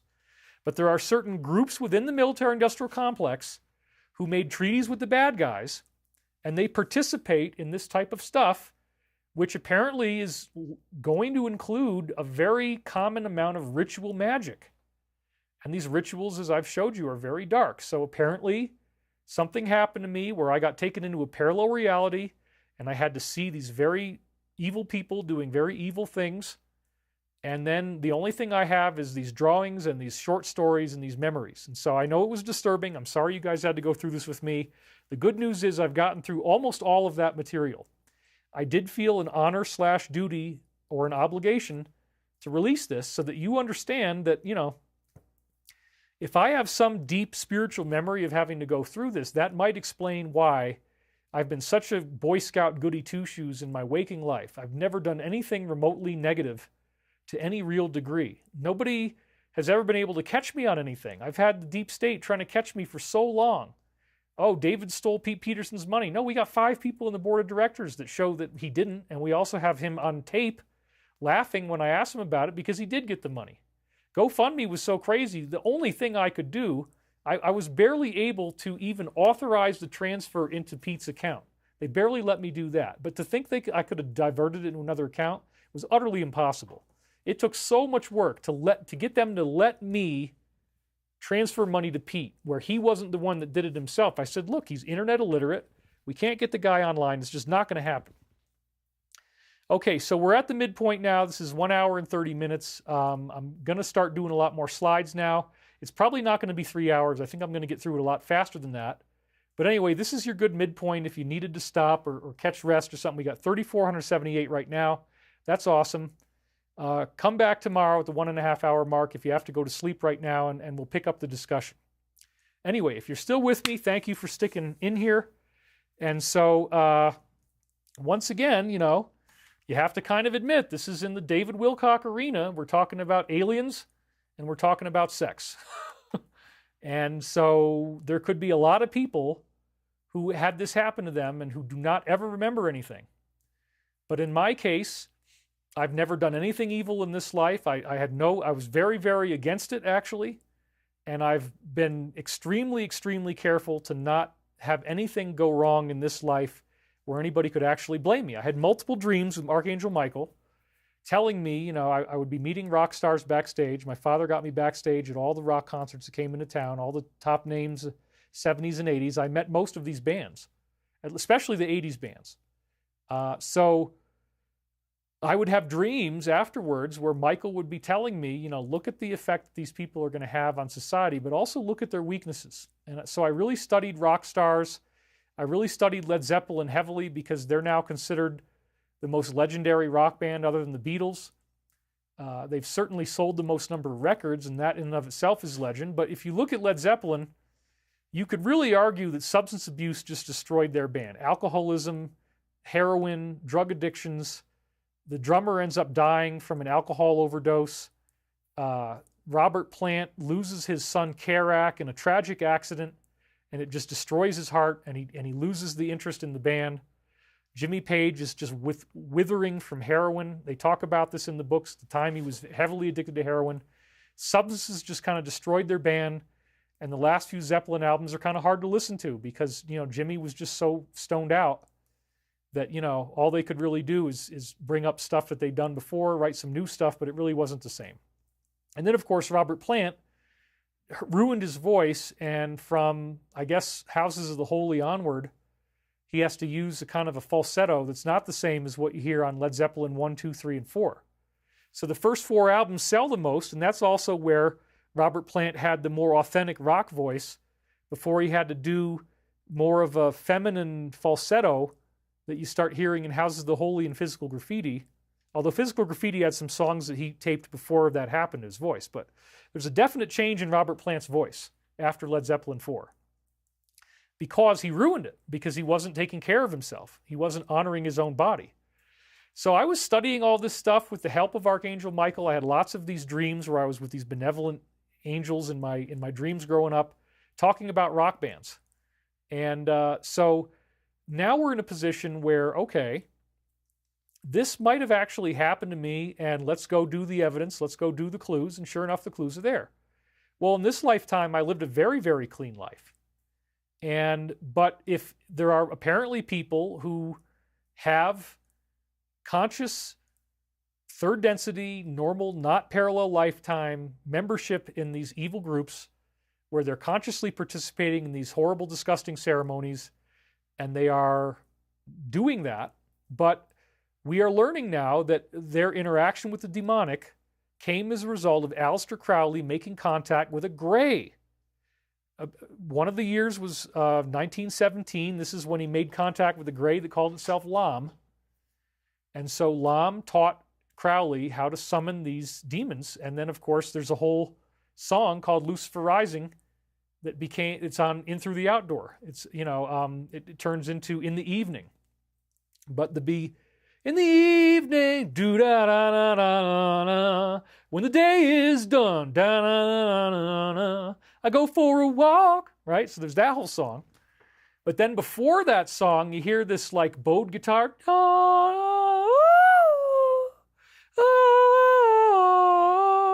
You read the book, the Led Zeppelin books, that song was originally called Lucifer Rising. Ooh, man. And then we know that Jimmy Page bought Crowley's estate, bought his mansion, where obviously these horrible things were happening. So yeah, there's been this weird, like, dark energy in rock music and in pop music now. It's always been there. It goes back to the Rolling Stones, Sympathy for the Devil. It goes back to Led Zeppelin. Some of the stuff with the Beatles is a little off too. I mean, nobody's really innocent here. So, in the movie Help, they have this big ruby ring, and the ruby gemstone is very important in the secret society.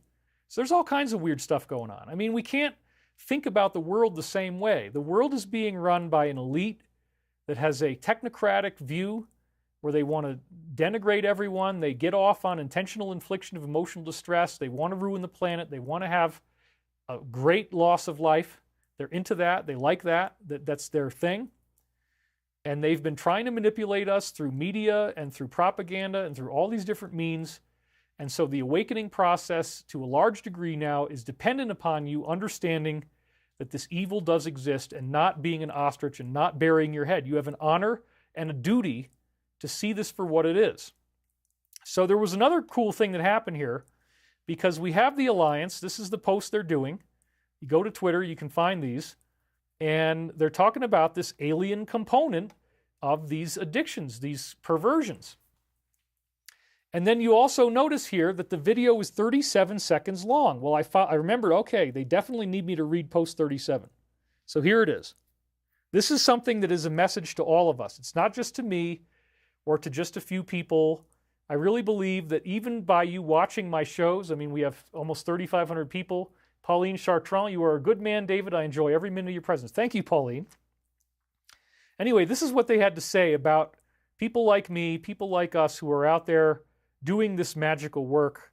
Positive white magic, not black magic, okay? But there is a magic in the law of one is defined as the deliberate alteration of consciousness to access the Creator. So that could be done for evil or for good. So you can't use the word magic as evil in the law of one. That doesn't work. There's positive Christian magic that would happen, for example, when people are speaking in tongues, that would happen in Pentecostal churches where people get miracle healings, laying on of hands. Some of this stuff is real. Some of it is fake. Some of it is just the result of people having willpower that they didn't know they had. But there's absolutely real examples of faith healing that have happened over and over again. So this is a message to you, because it's not only just for me, it's for you, because you're participating in the honor and duty of learning about this stuff by watching these videos. So here's what they have to say for all of us. They are the true patriots we will never forget. Let these coming days, wow, that means it's not very long, folks. If they gave us this now, we're not waiting very long. Anything could happen at any time. Let these coming days be remembered in our history as the time we fought to recapture the Republic from those evil, bad actors who, for so long, have sacrificed the good people of this land for their own personal gain. Fight the good fight. Let justice be served. Let these coming days be remembered in our history as the time we fought to recapture from evil, bad actors. I mean, this is the essence of honor right here. And they put this out after I'd already decided I was going to do a show on honor and duty, so no surprise. The other big post that we just got is this one right here. And again, I'm skipping a lot. There was a bunch of stuff on George Floyd. I really recommend you go check that out.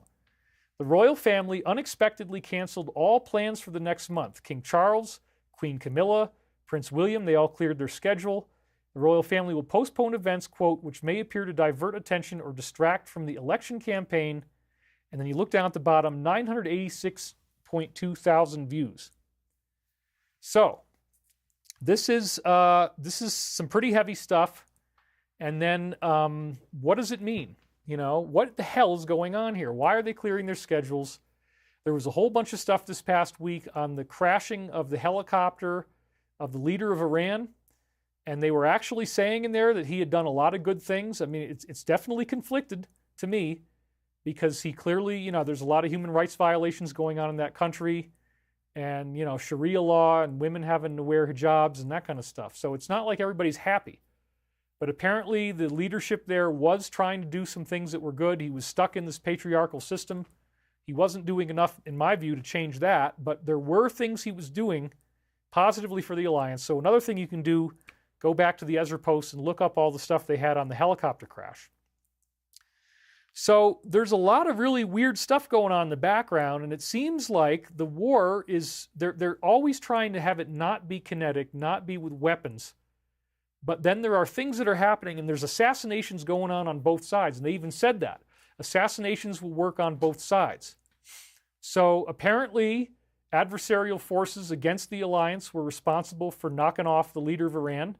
He was complying with the alliance, apparently to a large degree, not everything, but enough. So they're not happy that this happened, but now they're expecting other things are going to happen. So there's all this strange stuff going on with the royal family, like, you know, Prince Charles, there was a picture of him with his hands, and they just look horrible, like they're rotting off of his body.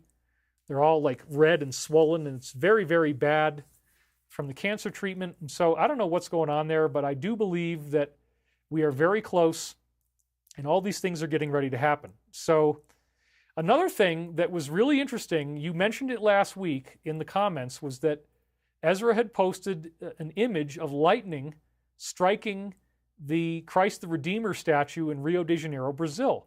And I had that at the end of my show, and I didn't even see the post because they didn't post it until I was already on the air. Now, for whatever reason, they took it down. Maybe they were worried I would play the video because then that could get me a copyright strike. I could lose the live stream. So I know not to do that. But the point is, this was the dream that it came from. So let's go to that next. This is a dream of ascension. It's wonderful. This bluish-white light, which was, again, in the dream, it was at the Santa Monica Pier, basically in Los Angeles, where this was taking place. Just this amazing light thing came down. In my dream, I said it was Florida, but when I actually went to Santa Monica and I saw the pier, I was like, oh my God, this is where I saw the ball of light in that crazy dream I had. I was stunned. The very first time I drove down the PCH and went up the coast of Malibu and the rest of Santa Monica, I was like, oh my gosh, this is where I was. So this light came down in my dream. It was a massive bluish-white light encompassing everything you could see, striking the surface of the ocean. It was absolutely nothing like normal lightning. It was an intensely sci-fi experience, and I was shouting out pretty much orgasmically, yes, yes. And then it struck even closer, practically right on the shore.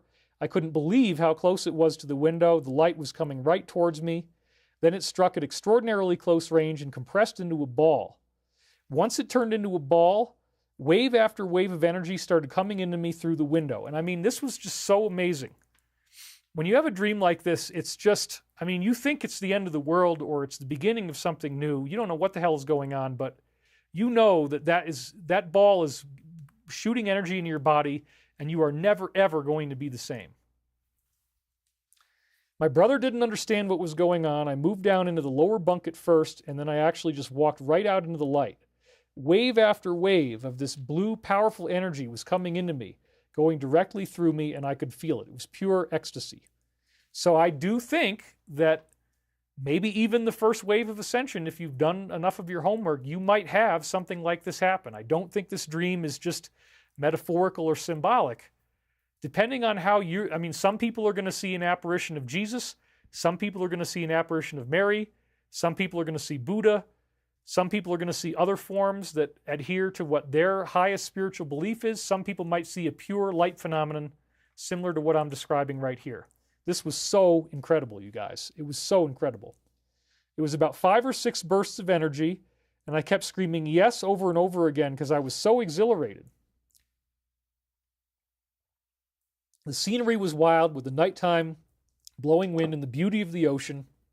The next thing I know, I looked out the window and the storm started to subside. So this is, again, prophetic of the storm, as it's been called in modern times, what the plan is, what the alliance is doing.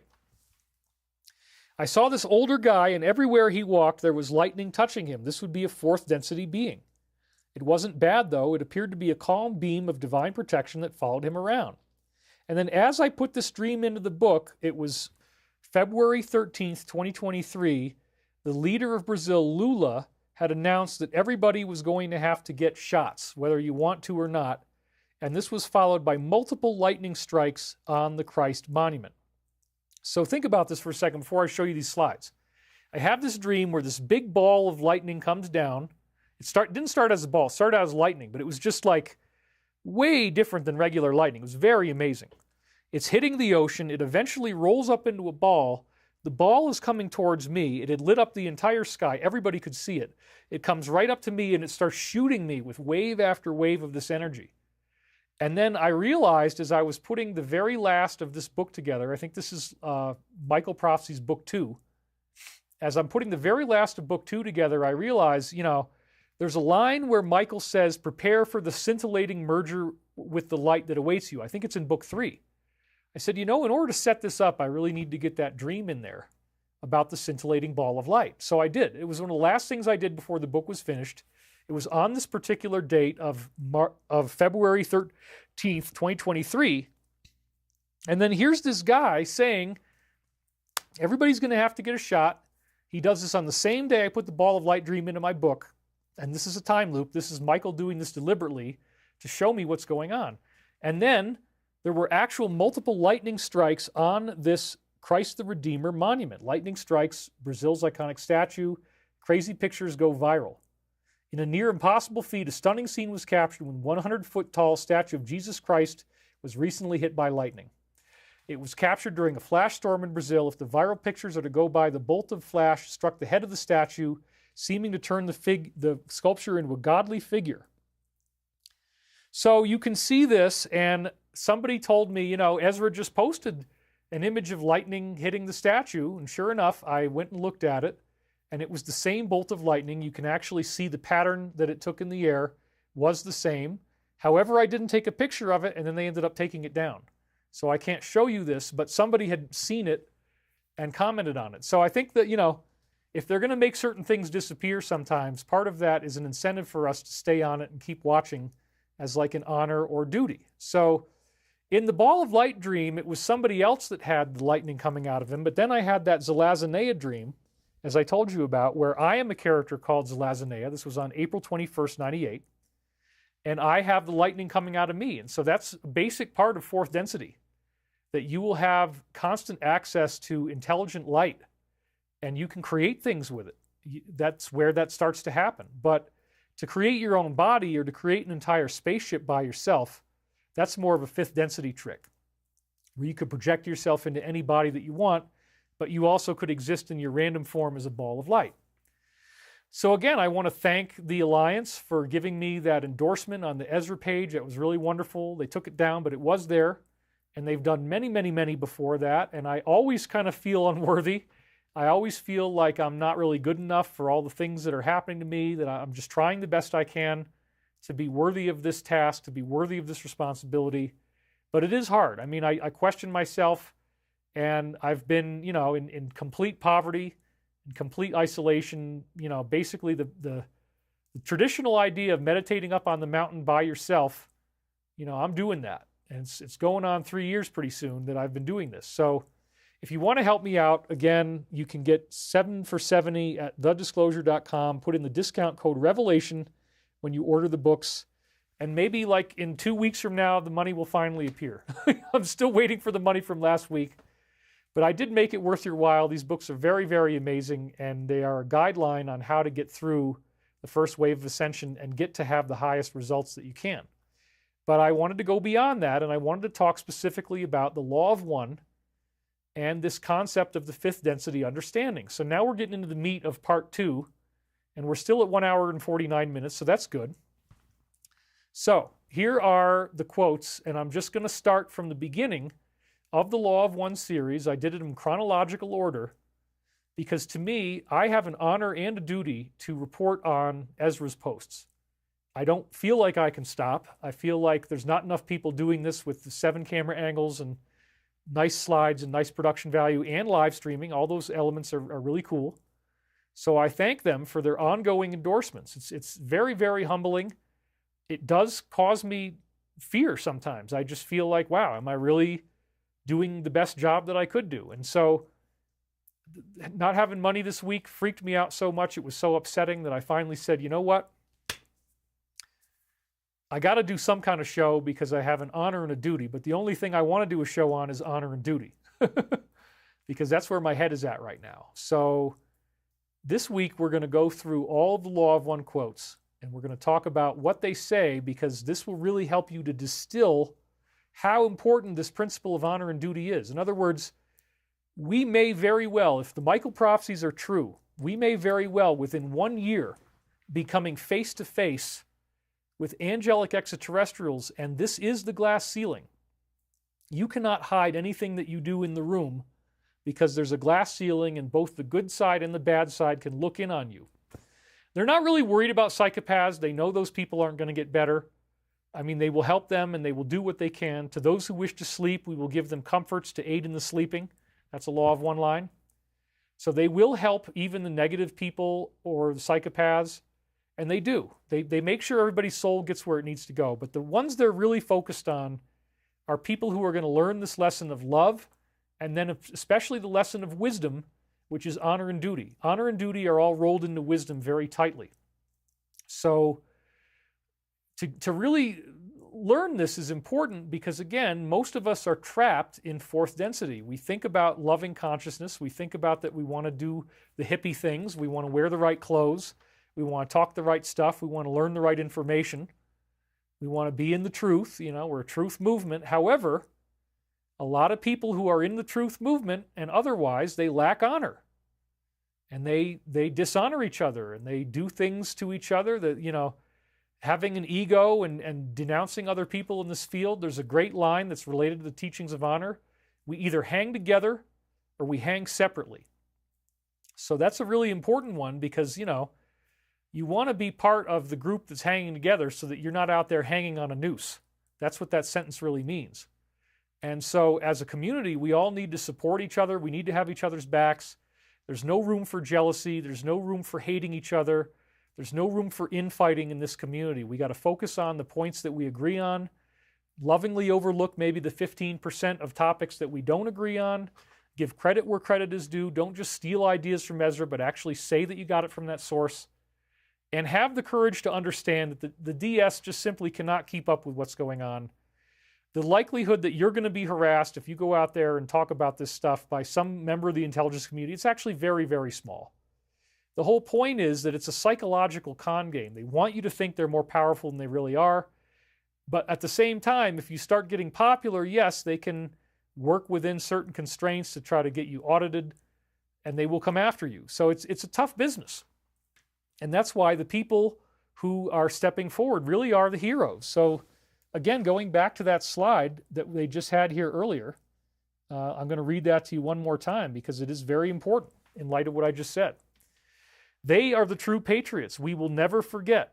Let these coming days be remembered as the time we fought to recapture the Republic from evil bad actors who have sacrificed the good people of this land for personal gain. Fight the good fight, and in all capital letters, let justice be served. So this is a very, very critical understanding that when you step into this type of modality where you are now fighting for freedom, I mean, you might not appear to be winning right now. You might not appear to be honored right now. You might be very nervous about resistance that you're going to encounter. But in the future, you will be seen as the true patriots. You will be honored greatly for what you've done. So this is a military operation, and it's, again, elective. Anybody can step up and get involved and have your own show. put material out in whatever way you can, whether it's posting, whether it's an audio podcast, whether it's video. This is the time to step up. This is the time to be heard, because they said the coming days are where the Republic will be recaptured, whatever the heck that means, and it's going to be done legally. I don't expect and I don't want to see violence. I think that, the evidence is that you're going to get some type of administrative change. It's going to be very, very remarkable when it happens. I'm not expecting or wanting any type of violent coup. Let me make that very clear. So what we're seeing here is that the Law of One has very advanced teachings on the principle of honor. And so we're just going to take them literally in chronological order. From Session 2 is the first one. Session 2, Question 2. Right at the beginning of the story, they mention honor in a very prominent way. And they're specifically talking about Akhenaten. They say that they actually made contact with Akhenaten. So he shows you the image of the sun disk. He talks about there being a monotheistic God. This was the result of these Christian angels getting to him in the form of the Egyptian Ra, which then became Archangel Michael. It's using different names as it contacts different cultures. In the 18th dynasty, as it is known in your records of space-time distortions, we were able to contact a pharaoh, as you would call him. The man was small in life experience on your plane and was what this instrument would call a wanderer or an ET, angelic soul, as I've talked about many times.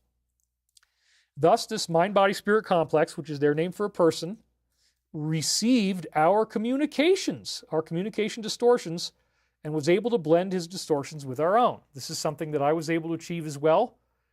The source identified itself as the same source as the Law of One. So another example in history where this happened was Akhenaten. And you're going to see how honor factors in here. This young entity had been given a vibratory complex of sound which vibrated in honor. That's the first time you see the word in the Law of One. The first time honor shows up. Vibrating in honor of God, a God of prosperity. This mind-body complex, which we would call instrument for convenience, would call Amun. The entity decided that this name, being in honor of one among many gods, was not acceptable for his inclusion in his own name or vibratory sound complex. So again, what they're saying is the young entity had been given a vibratory complex of sound, which means his name, and his name was Amun, and then he decided that honoring only one of among many gods was not good enough. He couldn't have that name anymore, so he had to change his name. Thus, he changed his name to one which honored the sun disk, which is, again, instead of Amun, it's going to be Aten. And the sun represents the Logos. The sun represents the Creator, which ended up embodying as Christ, the Son of God. Jesus was the Son of God, like S-U-N instead of S-O-N. So that's a funny joke that a lot of New Agers would play in Virginia Beach, for example. So again, Amun changed his name to one that would honor the sun disk instead of just honoring one god. This distortion, called Aten, was a close distortion to our reality as we understand our own nature of mind-body-spirit complex distortion. And they explain that as sixth-density beings, they spend a lot of time living in the sun, and that they will actually create sunlight by having sexual activity with each other, if you can believe that. So that's what they're saying right here. Oh, Mel just donated $19.99. And so that's all really good. And thank you for doing that. So next line.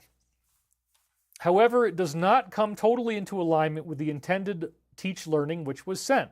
And again, that's the idea of a Christ.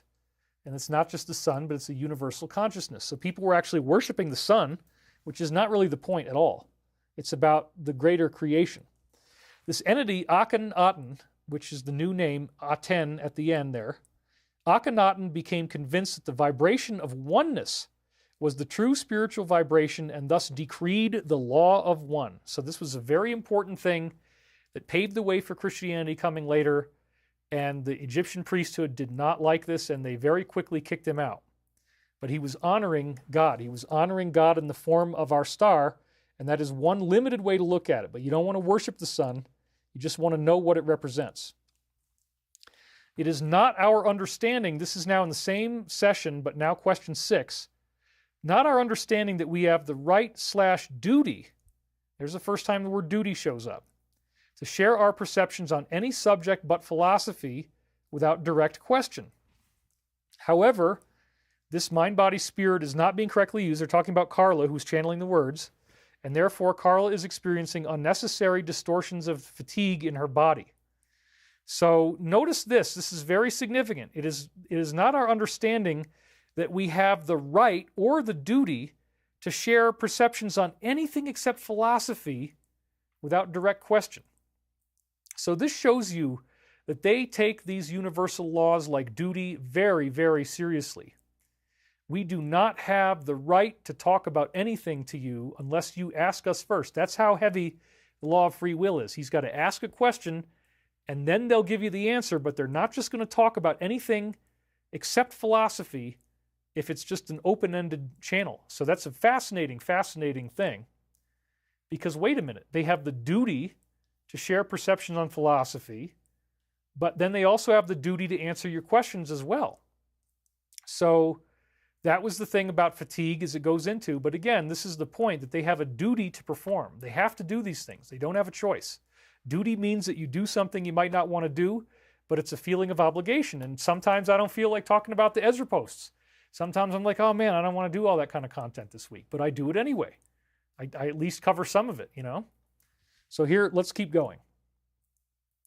This is now session 3, the next one, where he says, I'm not going to tell you what questions to ask. This is your prerogative as a free agent of the law of one, having learned and understood that our social memory complex cannot effectually discern the distortions of the society of your peoples, the societal mind-body-spirit complex. So we don't understand you. You have to ask us questions because it's got to come from you guys. We wish now to fulfill our teach-learning honor/responsibility by answering what is asked. This will only suffice, for we cannot plumb the depths of the distortion complexes that infect your people. So notice the key line here is the second bullet point up from the bottom. We have to fulfill an honor and responsibility to teach and to learn from you. And they explain that they put all of these repeating third density people on Earth, that this was like a reforming planet, that there were like 14 other planets of third density where people did not graduate after 3 cycles of 25,000 years, as I've said in other shows. They talk about this 25,000 year cycle. They strongly imply there's a solar flash event at the end of the cycle, and they say that they left a bunch of people on Earth and they didn't ascend, and so now they have to make sure that everybody ascends. And so even the people who aren't going to make it this time, these beings have to hang around and bring them to another third density world and then run them through 25,000 years over there. And if that sounds like a long time, it really isn't, because when you get up to 6th density, it just goes by like a flash. So this is the last little thing they have to do before they get to go to 7th density, which is the consciousness of intelligent infinity. And now you go into timelessness and foreverness, where you're no longer even aware of yourself having a body. 6th density is where the unification of love and wisdom happens. And it's only at the 6th density path that you are fully committed to service to others. And you end up doing that in the form of creating a higher self. And we'll talk about that in a minute. So again, they want to fulfill their honor and responsibility by answering the questions. It's very interesting. Now we're going to go to session 4. The law of one, though beyond the limitations of name, as you call vibratory sound complexes, may be approximated by stating that all things are one. There is no polarity, no right or wrong, no disharmony, but only identity. All is one, and that one is love, light, love, the infinite creator. Whoa, now that could get a lot of people pissed off, like, wait a minute, there's no right or wrong.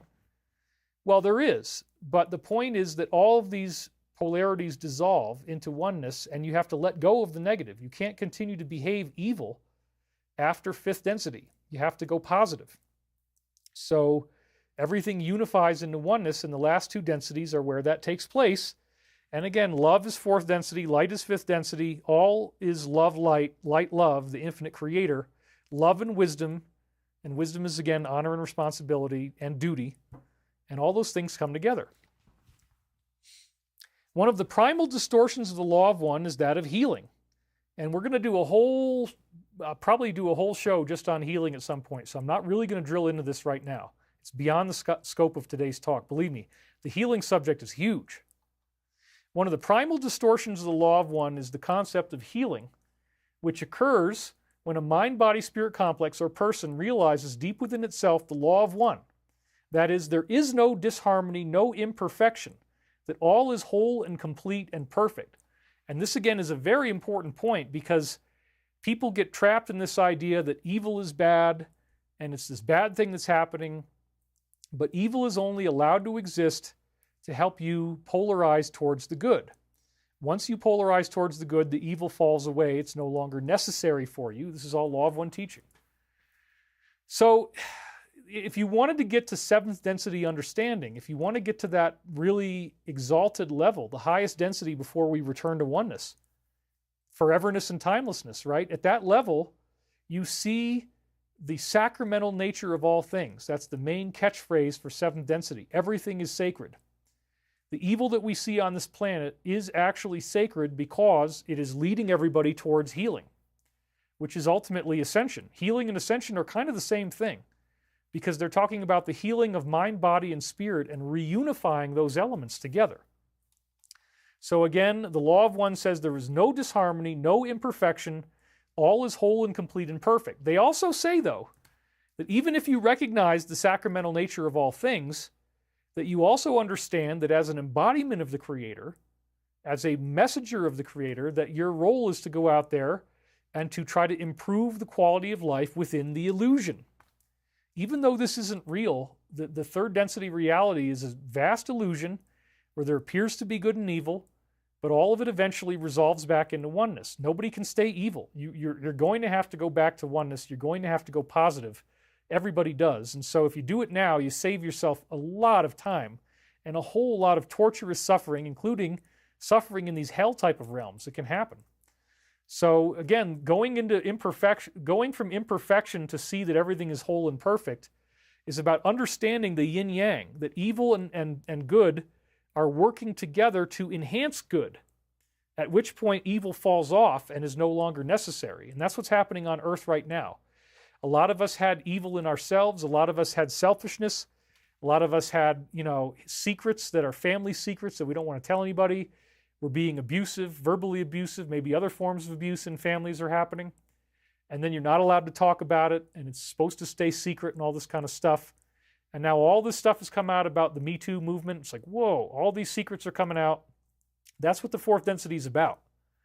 And so to realize that these things are happening and then to understand, you know what? Everybody's going to pay off their karma.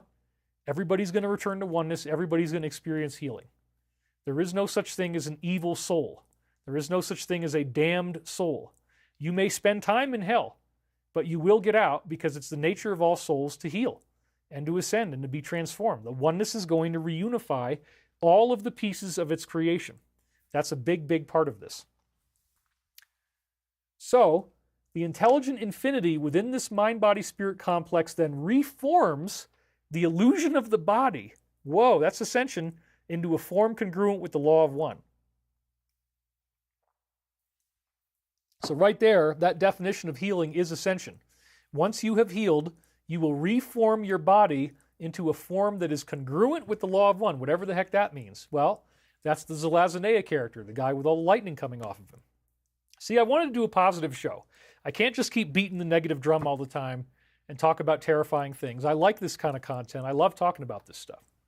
And thank you guys. I'm seeing some good comments here. Althea says, many will be trapped in the cycle of negative fifth density until they choose to learn and graduate. Heartwalker says, true that. Someone very evil has been taking advantage of a loved one. I saw the evil one's angelic side. Yes.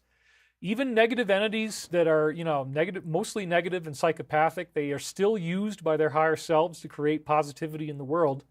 And they can be very inspirational. They're fearless. They're good leaders oftentimes because of the narcissism. Laura Barber says, Corrine, release negative emotions. You've listed your attachment and interest in the material world. Congratulations. Release the negative as it creates attachment. David, I had a dream not too long ago, says, Trip, where you were teaching me to play drums. Any thoughts? Yes. Any dream about music is usually about building your spiritual ability. And if I show up in your dream, it's probably that it's not really that you're talking to me, but it's a projection of what Carl Jung would call your transcendent aspect. If I show up in your dream, it's probably because the spiritual teachings I'm doing have reached you in some way and they're having an impact. But I don't want to get too far off my slide. So this is an ascension, man. This is healing and then your body reforms. Wow. So true healing actually involves ascension. It's amazing. The healer acts as an energizer or catalyst for this completely individual process, and that's one of the things I'm doing. One item which may be of interest is that the healer who asks to learn must take the distortion understood as responsibility for asking and receiving this healing ability. He must. He or she must. The word must is very rarely used in the Law of One, but it does appear here. You must take responsibility. Now, this is a very important point. If you go out there and you start fighting for truth, if you start fighting for justice, if you're trying to heal society, and being a truth warrior is a very important form of healing, you must keep going. You cannot stop. Well, you can. You have the free will to stop, but you're going to start getting negative karma. When you take on a responsibility, when you take on an honor, when you take on a duty, it is your duty, it is your responsibility, and if you don't keep going, karma is going to tear you apart. So this is part of the reason why I keep going and why I don't stop, and why I'm going to keep reporting on Ezra's posts, and why I'm going to keep doing what I do, because I have a responsibility. I have this platform, I have this way of getting information out, I have this knowledge, and I'm obligated to share it. So one of the most dangerous things you can do, and I say this with utmost sincerity and seriousness, one of the most dangerous things you can do is seek wisdom and knowledge and even wealth, okay, worldly wealth, and then not want to use it to help other people. But you're going to hoard it for yourself, and you're going to keep it for yourself. And so again, I've been through so many of these Tuesday, Friday games. So many of these people turned out to be con artists, and everything they told us was a very elaborate lie. And it's all about intentionally inflicting emotional distress. You're not going to make it. You know, the ascension compatibility requires you to have some degree of honor. And this is why our lifespans got shorter, as you're going to see in just a second. So once you ask to learn how to heal others in whatever form that is, and you begin practicing it, if you then decide, you know what, I just can't handle the trolling, I can't handle all the haters online, I'm just not going to do this anymore, get ready for the karmic backlash. So in that sense, you're better off not trying. If you really don't think you're ever going to have the courage, don't try to do anything that's really spiritual, because if once you get into it, you got to keep going or you're going to get a lot of karma. But then your karma is going to go away when you get back on the horse and you start doing teachings again. So, you know, this is a very, very important principle that a lot of people don't understand. You can't just quit whenever you want. It's not that easy. You could, but you're going to get screwed. This is an honor duty which must be carefully considered in free will before you ask.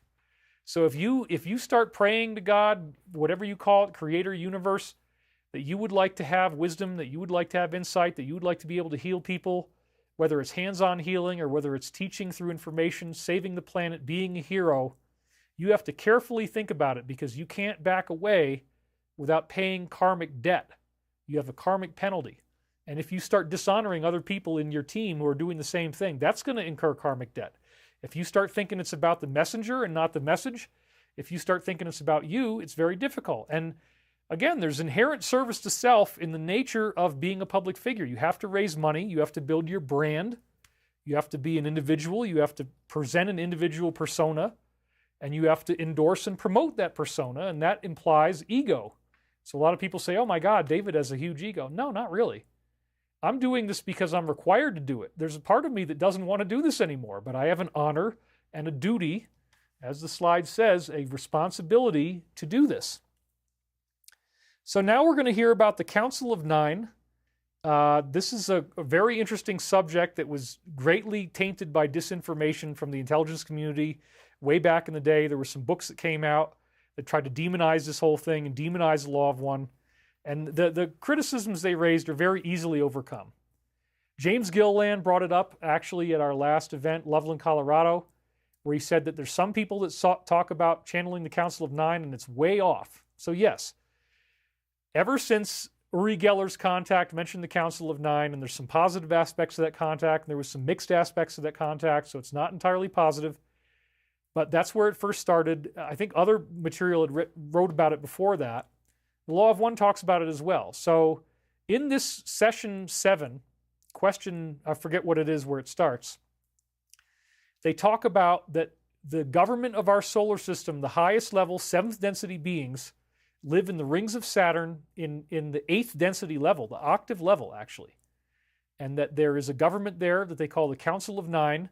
And here you're going to get the explanation of what that is. It's our own local angelic government that's all overseen by Christ. This is Christ's angels. If you really want to look at it biblically, this would be the angelic heavenly host and how they actually arrange themselves. And we just didn't get granular enough data in the Bible to understand everything, but now we have it, in my opinion. So they're going to explain now some of what the Council of Nine is. I didn't use the whole thing, but I'm going to get to the part about honor and duty. Here we go. The members of the council these are the main government bodies, the 9 entities that govern our solar system. They are representatives from the Confederation and from vibratory levels of your inner planes who bear responsibility for third density. So yes, there are angelic beings who live inside the earth or in inner planes as space-time, time-space. And so we've heard that like all the little people, all those stories turn out to be rooted in fact. There are extraterrestrials, if you want to think of them that way, who are here, but they are in the inner planes. And they might look as elves, gnomes, dwarves, fairies, sylphs, devas, jinn. I mean, all different types of things. Some of them are evil, some of them are good. There's all different types of spiritual beings.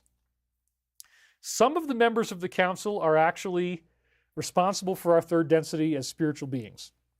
The names are not important because there are no names. Nikki Kerr donated. Thank you very much, Nikki.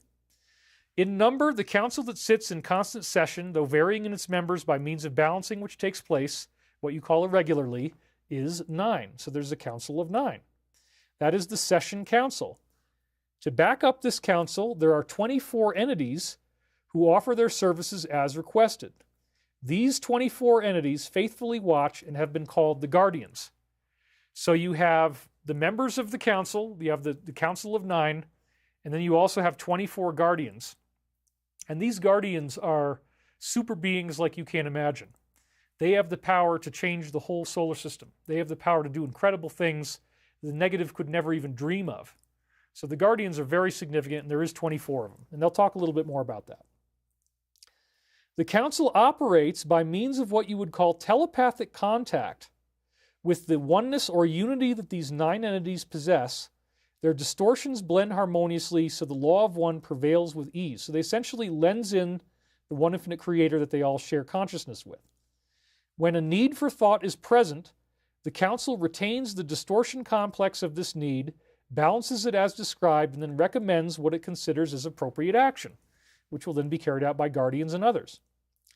This includes number 1, the duty, there's that word again, of admitting social memory complexes to the Confederation. That's entire planet of beings is a social memory complex. The way that they think as one consciousness, that's called, in the law of one, a social memory complex. So they have the duty that as a planet graduates, that you get welcomed into the Confederation. Isn't that interesting? 2, we offer aid to those who are unsure how to aid their social memory complex, requesting aid in a way consonant with both the call, the law, and the number of those calling. That is to say, sometimes the resistance of the call. So the call is another very, very important law of one point.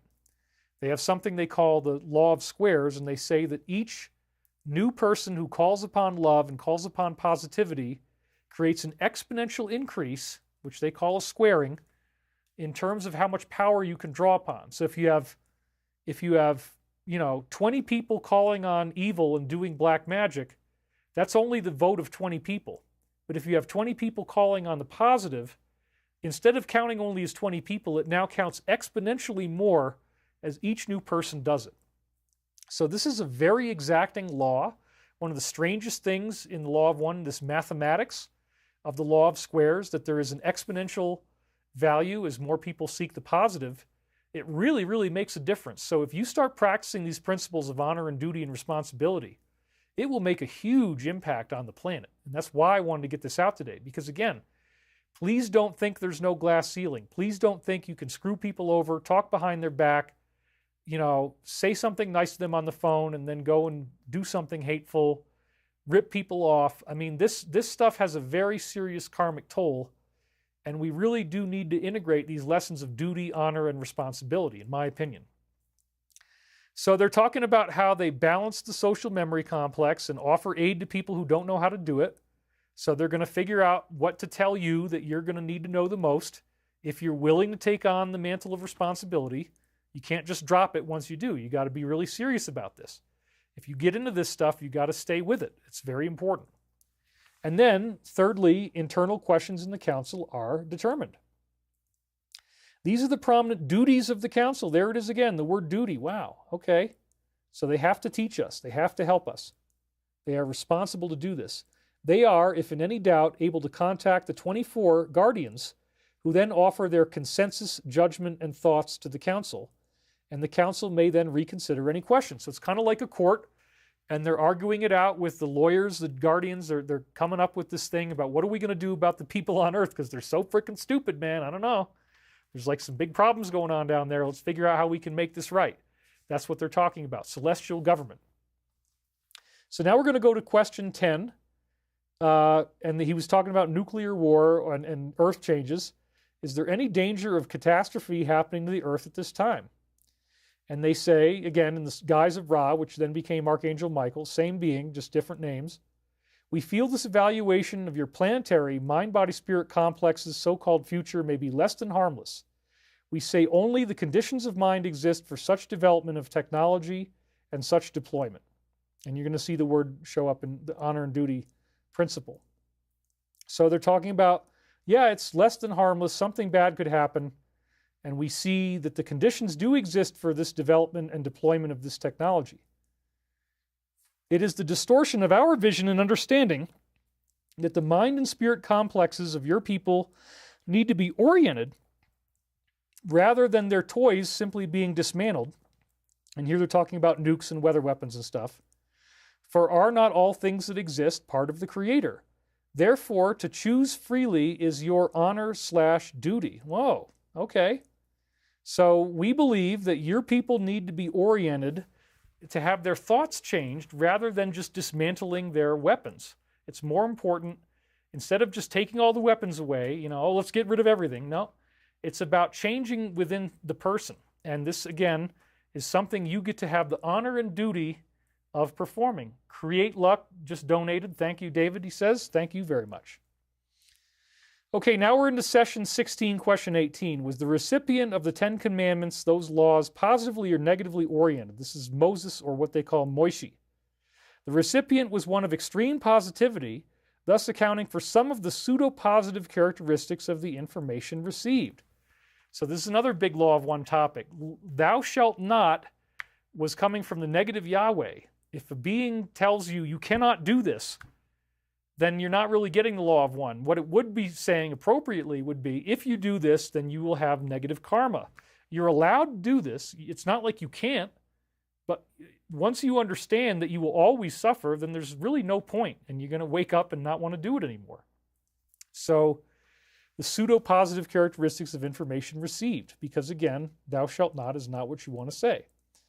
As with contacts that are not successful, this entity vibratory complex Moishi did not remain a credible influence among those who first heard the philosophy of one, and this entity was removed from third density in a lessened or saddened state, having lost what you may call the honor, and faith with which he had begun the conceptualization of the law of one, and freeing of those who were of his tribes, as they were called at that time space. Now, there's stuff in the law of one about Akhenaten, and there's stuff in the law of one about Moses, and it very much seems that this is the same being. There's entire books written on the Akhenaten-Moses connection. I do believe they are the same being. And again, there's a whole vast amount of scholarship on this. So, Atun Re, or Akhenaten, he started out as Amun and then he became Akhenaten. That is Moses. And so he started out teaching a monotheistic view, which again translated into Judaism in this case, and the monotheistic God.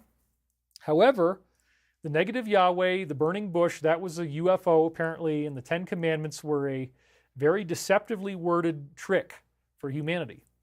So Moses left dishonored because he had actually opened the portal for the negative to come in. This also includes the Ark of the Covenant, which was used by negative entities to do bad stuff. And a lot of people were killed that way. So This is something that's very serious. You know, even a being as exalted as Moses, he screwed up and he wasn't really given the greatest credit in the Law of One. I'm sure that he's since worked it out, but at that time, he'd really screwed it up. So 1641, the fifth density harvest, this is where they really get into what you have to do to make it into 5D, which, as I said, is where all this wisdom stuff and honor comes into play. The fifth density harvest, when you ascend into fifth density, you have consciously accepted honor and duty of the Law of One. You now understand you got to get in the game, you got to stay in the game. There's no time to be on the bench. You have the responsibility to keep going once you start. You can't just give up. It's very important. It's an honor. This responsibility / honor is the foundation of this vibration. Well, there you go. Honor is the foundation of fifth density. Having responsibility, being courageous, speaking your truth, being honest, wisdom, communication, all this stuff. Can you tell me a little more about this concept of honor and responsibility?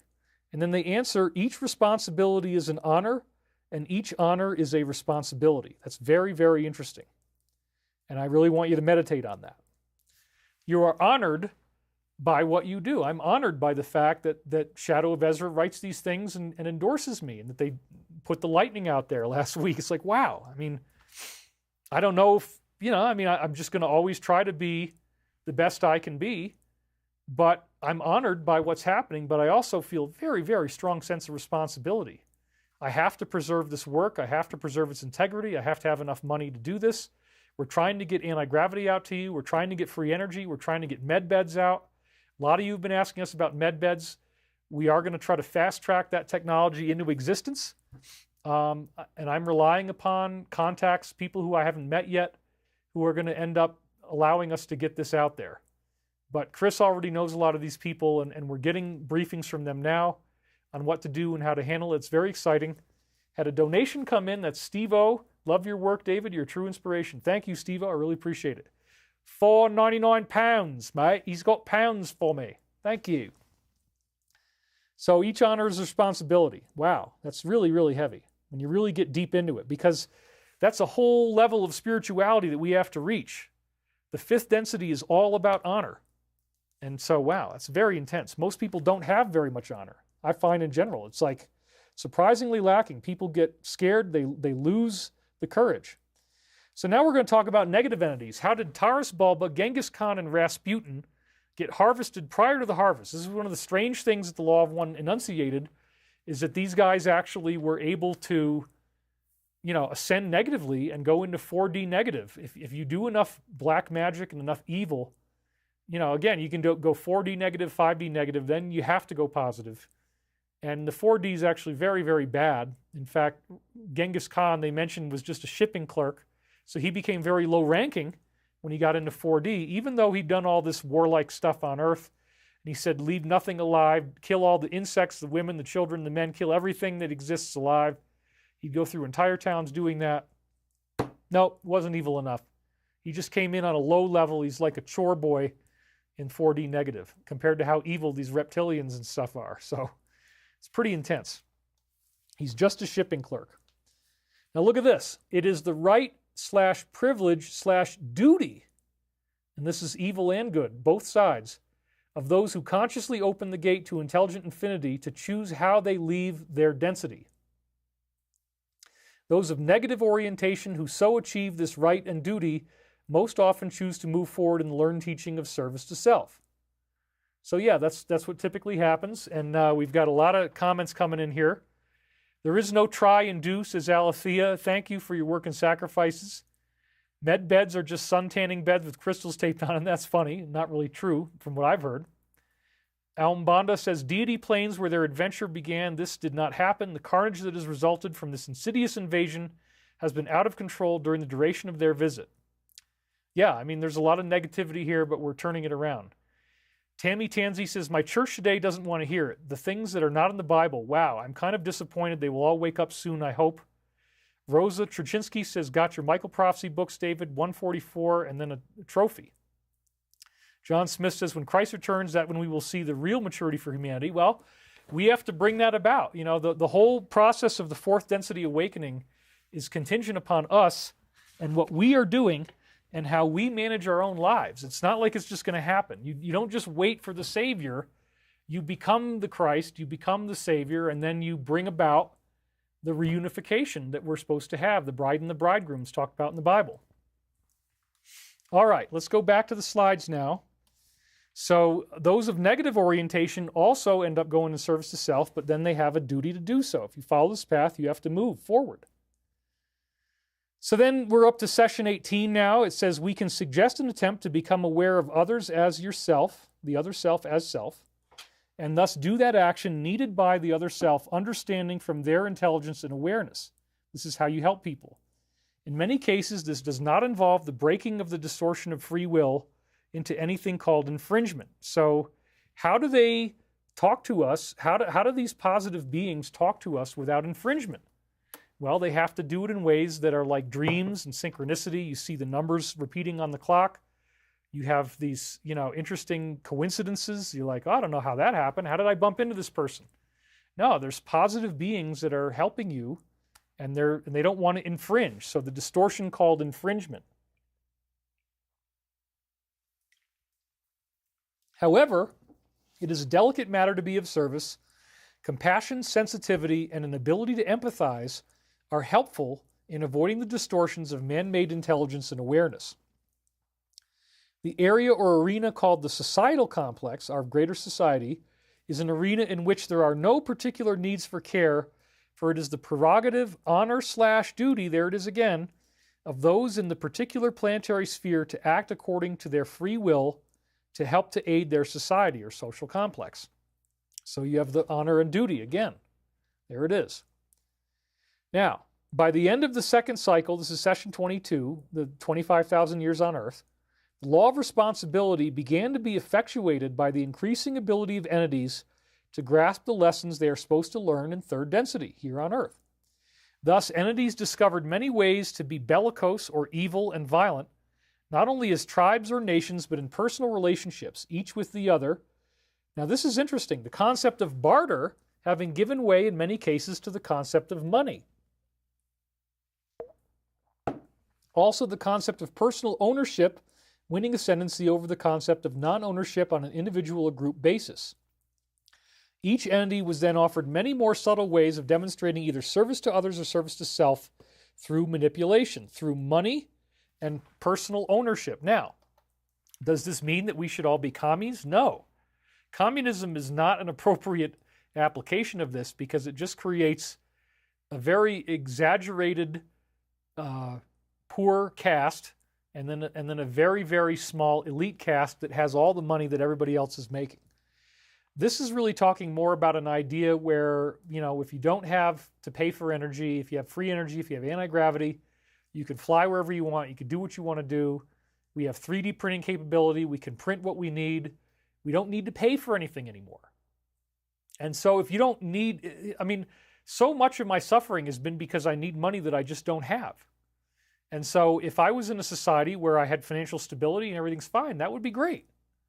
And so in older societies, in these more antique societies where people were more spiritual, they did have this type of lack of money. And, but then when they think up the money system and when they start doing this, this enables control and manipulation to occur. It's a fascinating point. As each lesson was understood, the lessons of sharing and giving, receiving and free gratitude, those lessons could be rejected. Now, I don't want to share with anybody. I'm just going to get rich. That's what they're talking about. Without demonstrating the fruits of such learned teachings, when we got into having money, the lifespan became greatly reduced, for the ways of honor and duty were not being accepted. In other words, you can steal money. You don't have to be sharing. You don't have to give. You don't have to receive in gratitude. You can just force people to give you money. You can be rich. You can be successful. You can have all these luxuries that you didn't have to earn. You just gain them through manipulation and force. And as people started doing this, they were no longer practicing the ways of honor and duty. They were not accepting it. And then guess what happens? We go from having a 900-year lifespan to 70 years or less for most people. So honor is very important, and money gives people ways to be very dishonorable. They can steal it, they can hide it, they can indulge in things, they can do all kinds of crazy stuff with money. So I've never been into money. I've spent my whole life pretty much as a monk. That's why it's so ironic that I'm in aerospace, because theoretically in the future it's going to be profitable. It's really not a big draw for me. The main reason I'm doing this is just to get the word out, why I give these messages, because even if I brought you the technology alone is not going to solve the problem. It's the change that we have to have as characters. Character change is what screenwriting is all about. If you write a screenplay, you got to take a main character and you got to put him through character change, because that's what evolution is. That's what healing is. We're going through these elaborate changes. And again, our lifespans used to be a lot longer before we had a money system, when we would honor each other and we had a sense of duty. So to increase your lifespan is to practice honor and duty, as it says right here in the text. We remind you that we are one of the naive members of the Confederation who put all you people together on one planet, and it didn't work out the way we thought. All the cycle repeaters, people who failed on third density had to do it again. We are still attempting to recuperate the damage that we feel responsibility for creating. And there it is again. It is our duty as well as honor to continue with your people. Therefore, until all traces of distortion of our teachings have been embraced by their opposite distortions and the balance achieved. As in our experiences, our teachings were, for the most part, greatly and grossly perverted to the extent in later times of actual human sacrifice rather than the healing of humans. And here they're talking specifically about that there was another sixth density group that was working with Mesoamerica, Central America, South America, and that's where those pyramids came from. And then in that case, just like in Egypt, actual human sacrifice began happening. And they call it a great and gross perversion.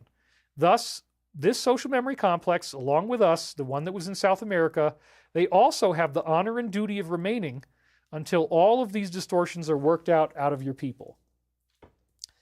Although the impression that they had was that they had given, now we're getting back to Moses again, and how Moses led people out of the desert in the diaspora.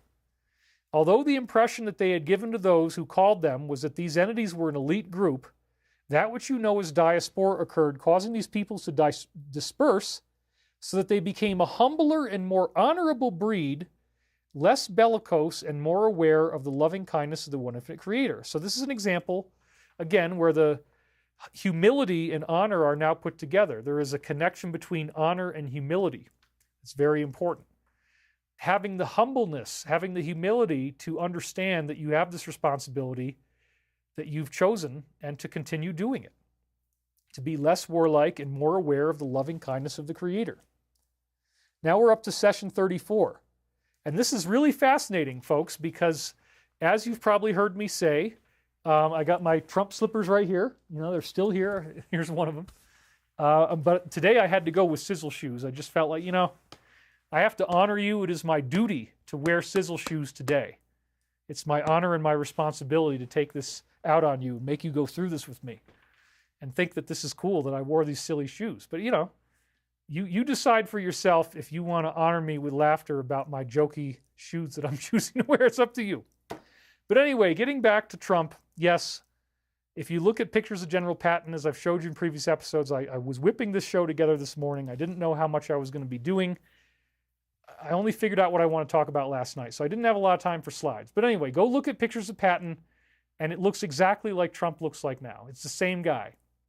They were, you know, Patton dies and then Trump's born about 6 months apart, something like that, or maybe even less. It's very close. And so, interestingly enough, the Law of One has things to say about General Patton that are very interesting, because apparently Trump is the next incarnation and he's working on these same lessons. And so it's fascinating that we actually get a Law of One discussion about Patton's soul. And there's all kinds of interesting connections to the Alliance and to 17 and all this kind of stuff in here from my perspective. So look at this. Is it possible for you to use General Patton and tell me the effect that war had on his spiritual development? They say, okay, this is the last full question of this work. They often would say that in each session. The one whom you speak, known as George, was one in whom the programming of previous incarnations created a pattern or inertia which was irresistible in its incarnation in your time-space. Now think about this for a second. Previous incarnations created an irresistible pattern that led to him being a general and fighting Hitler in World War II and winning and defeating Hitler. And in my Michael Prophecies books, we talk about the fact that Hitler was supposedly the reincarnation of none other than Pontius Pilate, who crucified Christ. So here you got Patton going off against the guy who crucified Christ, reincarnated as Hitler. This is a very interesting thing. It was inevitable, based on his other lifetimes, that he was going to have to do this war. And I think we see the same thing in this time with Trump. So very, very interesting. And it's going to get more interesting. Just hold on to your hats here. This entity, Patton, or Trump, same thing in my view. He had a strong yellow ray activation, and this again is the social center. It's the center of talking to other people. It's the center of being out there in the world, so he's going to be famous. He's going to talk to lots of people. He's going to be successful in the world. That's all very consistent. He also has frequent openings of the heart, frequent green ray openings, which is really great. He's got that compassion that makes him want to fight for others. He has the honor and the duty. Frequent green ray openings, frequent contact with loving energy. Sometimes he loses it, yes. Sometimes he says things maybe he shouldn't say. And occasional blue ray openings, which is the gateway to intelligent infinity. Genuine psychic guidance and insight. I got to get back to that. Okay. So, however, it did not find itself able to break the mold of previous traumatic experiences of violence. Thus, he ended up in this war. I think in this case, he is breaking the mold. So he's progressed from one lifetime to another. This entity polarized somewhat towards the positive in its incarnation due to its singleness of belief in truth and beauty. Well, wasn't he doing beauty pageants? Yes. And doesn't he have Truth Social? Yes. So singleness of belief in truth and beauty. And he builds, the hotels are very beautiful. I was in the hotel in Washington, D.C. I couldn't believe it. So this is, and I think he's polarizing a lot more positively in this lifetime than he had as Patton. That's my sense from everything that we know. So very interesting. Singleness of belief in truth and beauty. Truth as a social media network. This entity is extremely sensitive, and he felt a great honor and duty to the preservation of that which he felt to be true, beautiful, and in need of defense. Wow. Okay. So the honor-duty principle. Isn't it amazing that, despite all the stuff that's gone down, despite all the slings and arrows, all the things that have happened, he just keeps on going, like me. He's got that sense of irreplaceable honor and duty. He's just not going to stop. And again, the focus on the word true. The first word they say is that he wants to preserve the truth. And again, his network this time is called Truth Social. And we all need to be defended, He wants to preserve that which is true and beautiful. This entity perceived itself as a gallant figure. I think he is. He polarized somewhat towards the negative by not truly understanding the green ray that it carries with it, rejecting the forgiveness principle implicit in universal love. And this is, again, more Patton than Trump, in my view. Now we're understanding the forgiveness principle. Patton was very violent. He didn't forgive anybody. He just blew them up, whereas this time, the war that's being fought is very different than World War II. It doesn't involve anywhere near as much violence. And there's lots and lots of people getting to make deals who were victims of a system they couldn't get out of, and they were able to get out and be free. And so I think the ethical level, the moral level has raised dramatically. And so we're tracking that progression of that soul from lifetime to lifetime. Very interesting. The sum total of this incarnation, the Patton incarnation, vibrationally, was a slight increase in positive polarity, but an actual decrease in his ability to ascend due to the rejection of the law or way of responsibility. That is, seeing universal love and yet still fighting on. So again, I believe this has really changed in this lifetime because the love has not been ignored. There are plenty of cases of people who can be heroes and can get amnesty. They don't have to be tortured. And that's very different than where Patton was. So this is fascinating because you can really see how the soul has progressed from lifetime to lifetime with the guidance of the law of one behind it. So now we're going to talk about this is another presidential thing. It's very interesting. But first, let me read your comments. Oh, we got a donation from Ed Creeder. Any thoughts on who might be Pontius Pilate today? Well, yeah, we already talked about that. Pontius Pilate, according to Faith, Hope, Charity Harding, who was a channeler in the early 20th century that had the Christ consciousness online, said that Pontius Pilate was Hitler, that Hitler had been reincarnated. Has Hitler come back in another lifetime? I have no idea. That would be an interesting question. That might have been what you were asking. I don't really know the answer to that. Abri Lantal says, I live in Peanut Island, JFK, Portal, Ocean, and Skies, and Trump defend all South America, Maduro, dictator, Central America, yes, white hats, Trump is everywhere. Yeah, we have a lot of Trump supporters on this show. Our son just donated something. Thank you very much. AKA Caesar's friend. Gotta find a cool name says, evil is service to self, good is 51% service to others, 49% service to self. Be more in service to others. Do not sacrifice yourself since all is one. I would agree with that. All right, so now we're going to be talking about Abraham Lincoln and the fact that at a certain point in his life, according to the law of one, the existing soul was not strong enough to keep going with all the stuff that was happening to him, the wars he was facing, the opposition he was facing as president, and a new soul came in and took over Abraham Lincoln's body that was an angel. And this is what we're about to read about. This is really, really cool. So check this out. This entity accepted the honor and duty, there it is again, this wanderer, this higher angelic being, of completing the one known as Abraham Lincoln's karmic pattern to win the Civil War, stop slavery, if you want to believe that's what happened. I think there's a lot of truth to that. The one known as Abraham discovered that this entity would attempt those things which the other Abraham up until then desired to do but felt he was not brave enough or courageous enough to do. Yeah, he ended up getting killed for it. Thus, a soul exchange was made. This angel came in and became the Abraham Lincoln that we know and love. So then, now we're going to get into the higher self thing, which is a very important discussion, and we're kind of getting near the end now. I wanted to keep it to within 3 hours, and I think we probably can. So let's just keep going. So we all have this higher self that gives us dreams and guides us in the future. And again, this concept of honor and duty shows up. Very fascinating. Okay, so here we go. Is the higher self of every entity on earth in sixth density? And he said, yes, this is correct.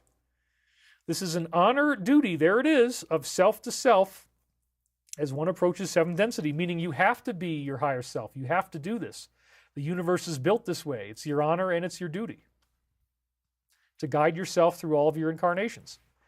Then they say there are no negative beings that have attained this higher self or oversoul manifestation, which is the honor and duty of the mind-body-spirit complex totality, who you become in late sixth density as you would measure it in your time.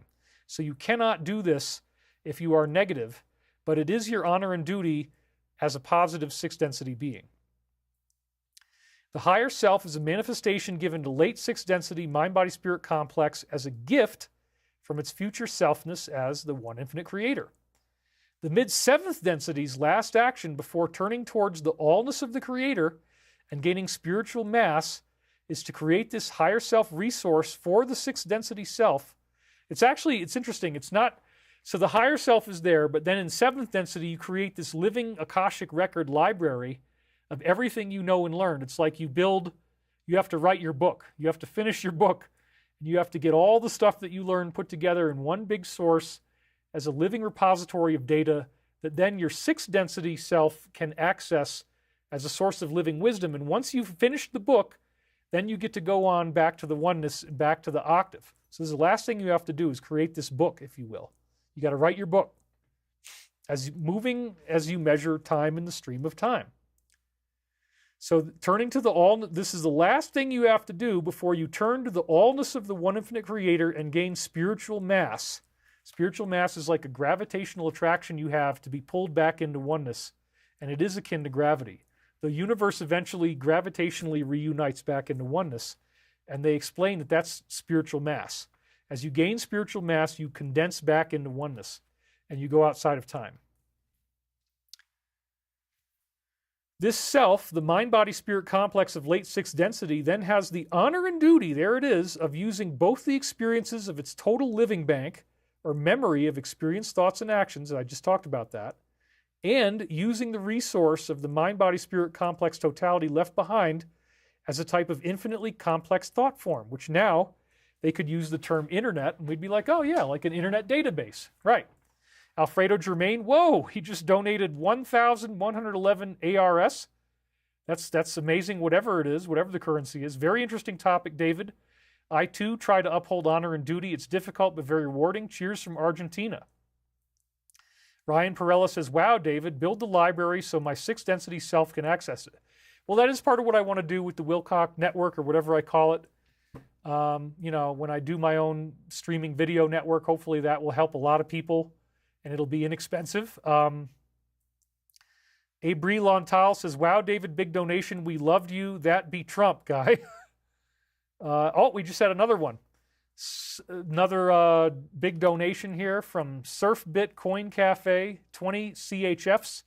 Today you shook me awake. I realized when I first heard about you almost 10 years ago in a course for spiritual healing, I hesitated practicing it afterwards, but maybe now is the time. Yeah, I mean, I think it's a really good idea to take on an honor duty, because the ETs are going to like you a lot more in the first wave. You're going to get a lot more fun stuff happening. If you can get this spiritual stuff nailed down now and become a very valuable member of our spiritual society, there are huge rewards coming up very, very soon. The sizzle shoes go hard, David, says Trip. Thank you, Trip, for that. So yeah, I'm very excited about teaching you this stuff, because we're really getting into practical tools that you can use to help your life. So in this way, he says, you may see yourself, your higher self, or your oversoul, and your mind-body-spirit complex totality as 3 points in a circle. The only distinction is that of your time-space continuum. You are the creator. You are the oneness. It's just 3 different levels. All are the same being. Wow.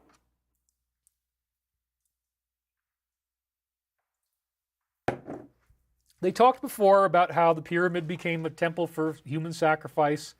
Their teachings got perverted. That's a big problem. You know, the Illuminati, whatever you want to call it. Okay. Well, this is what they're saying. It is our honor and duty to attempt to remove the distortions that the use of the pyramid shape caused in some of your people's thinking and in the activities of some of your entities. So this is very active for them. We do not deny that the pyramid shape is efficacious for healing, and they talked about that. The pyramid structure will cause healing. It harnesses energy. Nor do we withhold the general gist of this efficacy. However, we wish to offer our understanding, limited though it is, that contrary to our naive beliefs thousands of years ago, the optimum shape for initiation does not exist. So again, they have a duty to make us understand that the pyramid was not originally evil and it has positive uses. Now we're up to session 73. We're getting right near the end. The one known as Jesus accumulated 12 disciples. What was his purpose in having 12 disciples with him? And then they answer with a question. What is the purpose of teach learning if there are no learned teachers? So it was good for him to have students. Those drawn to this entity were accepted by this entity without regard for any outcome. He was a very loving guy. It's pretty awesome. James Packer says, it makes me feel so good. Much gratitude after 35 years of teaching, learning the law of one, that we are seeing it play out. And somebody again is asking me, what do you think about Terrence Howard, Teresa Rodriguez? He is smart, isn't he? I think he has the answer. Yeah, I enjoyed working with Terrence. As I said earlier in the show, you got to go back and watch the beginning. Got to find a cool name. I've recently done past life healing. It's very powerful. You can do it too. Go into deep meditation, clear your mind, and you will see your karma change. Yes, meditation is the most important teaching in the law of one. So now we're talking about Jesus, and it says, going back to that slide, those who were drawn to him were accepted by him without any regard for an outcome. He just was loving to everyone. He accepted the honor and duty placed upon him by his nature and his sense that to speak was his mission, right? So he's not going to give up once he gets going. He wrote it right out to the crucifixion because he had an honor and a duty. This is very important. And then here's the last quote where shows up in the whole books, and we're right at the end here. So Session 101, we may only suggest that the honor of propinquity to light carries with it the law of responsibility. There's that law again. So propinquity means nearness in place or proximity, nearness of relation or kinship, affinity of nature, nearness in time. So You have if you are near to the light, if you seek the light, if you want to become more enlightened, you now have to have the law of responsibility. This is a duty to refrain from contumely, which means pride. It's a Shakespearean word for being proud. From pride, contumely, discord, creating upset, making other people sad, hurting their feelings, and all things which, when they are unresolved within yourself, make way for workings. In this case, it lies before the instrument of which you speak. They were asking about a woman named Greta Woodrue, and this was a reading for her. So you have to refrain from pride, refrain from creating harm in other people. So they saw her as having some quote-unquote ego, even though they don't use that word. You have a duty not to engage in these things. This entity may, if it is desired by the scribe, share our comments upon the working of the latter entity. The entity which is given constant and unremitting approval by those surrounding it will suffer from the loss of the mirroring effect when people truthfully reflect to you back what you are showing them, rather than being unquestioning and being sycophantic and adoring. This is not a suggestion to reinstate judgment, but merely a suggestion for all those supporting instruments. That is, the main goal is to support, to be harmonious, to share in love, joy, and thanksgiving, but find love within truth, being honest, using your wisdom, using your throat chakra, having boundaries. For each instrument benefits from this support more than from the total admiration which overcomes discrimination. And so, of course, I could have created all types of culty scenarios where I was surrounded by people who admired me. I haven't actually ever done that. I haven't had any type of in-person group or meeting. I've hardly ever had people even working for me, and I'm not necessarily in a lot of contact with them, even if they are. A lot of times I'm so busy they have to work independently. So I also avoided doing public events. I mean, you're going to get a lot of applause, a lot of love from the audience, people stand in line to hug you at the end, and I didn't do it for years after COVID. So I definitely have gotten out of this feeling of the need to be adored. I think it probably was there at some point. There was definitely at some point a place where I wanted to be famous, where I wanted to have larger audiences, but I always felt, again, the honor and the duty to go there. So I would ask you in your life today to find out, how could you be more honorable? How could you have a greater sense of duty? And how could you live your life spiritually to a better sense of what you want to achieve? D41087 tag ad says, The Gremlins, the movie, predicted Trump. I'd have to look at that. I don't know. It's interesting. Thank you. And then James Packer says, David, you have done a loving and wise job, for lack of better words. Thank you. So we are kind of at the end here. I want to keep it to 3 hours. We can do that now by going directly into our Global Peace Meditation. And I will then be sharing with you some of these concepts that we were just talking about. So once again, let's have you put both feet flat on the floor and just start taking some nice deep breaths. Let's breathe in for a minute and let it go. Breathe out and then breathe in again. Just experience the stillness.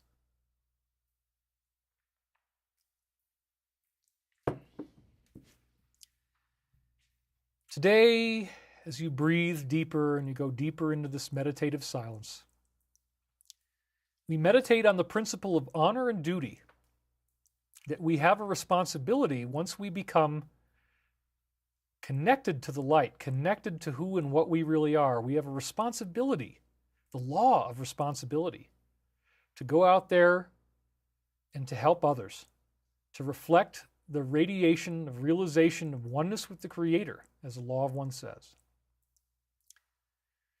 So I ask you to find that cool space of meditation, that deep inner tranquility. Follow your breath. Follow your breath. Thinking about honor.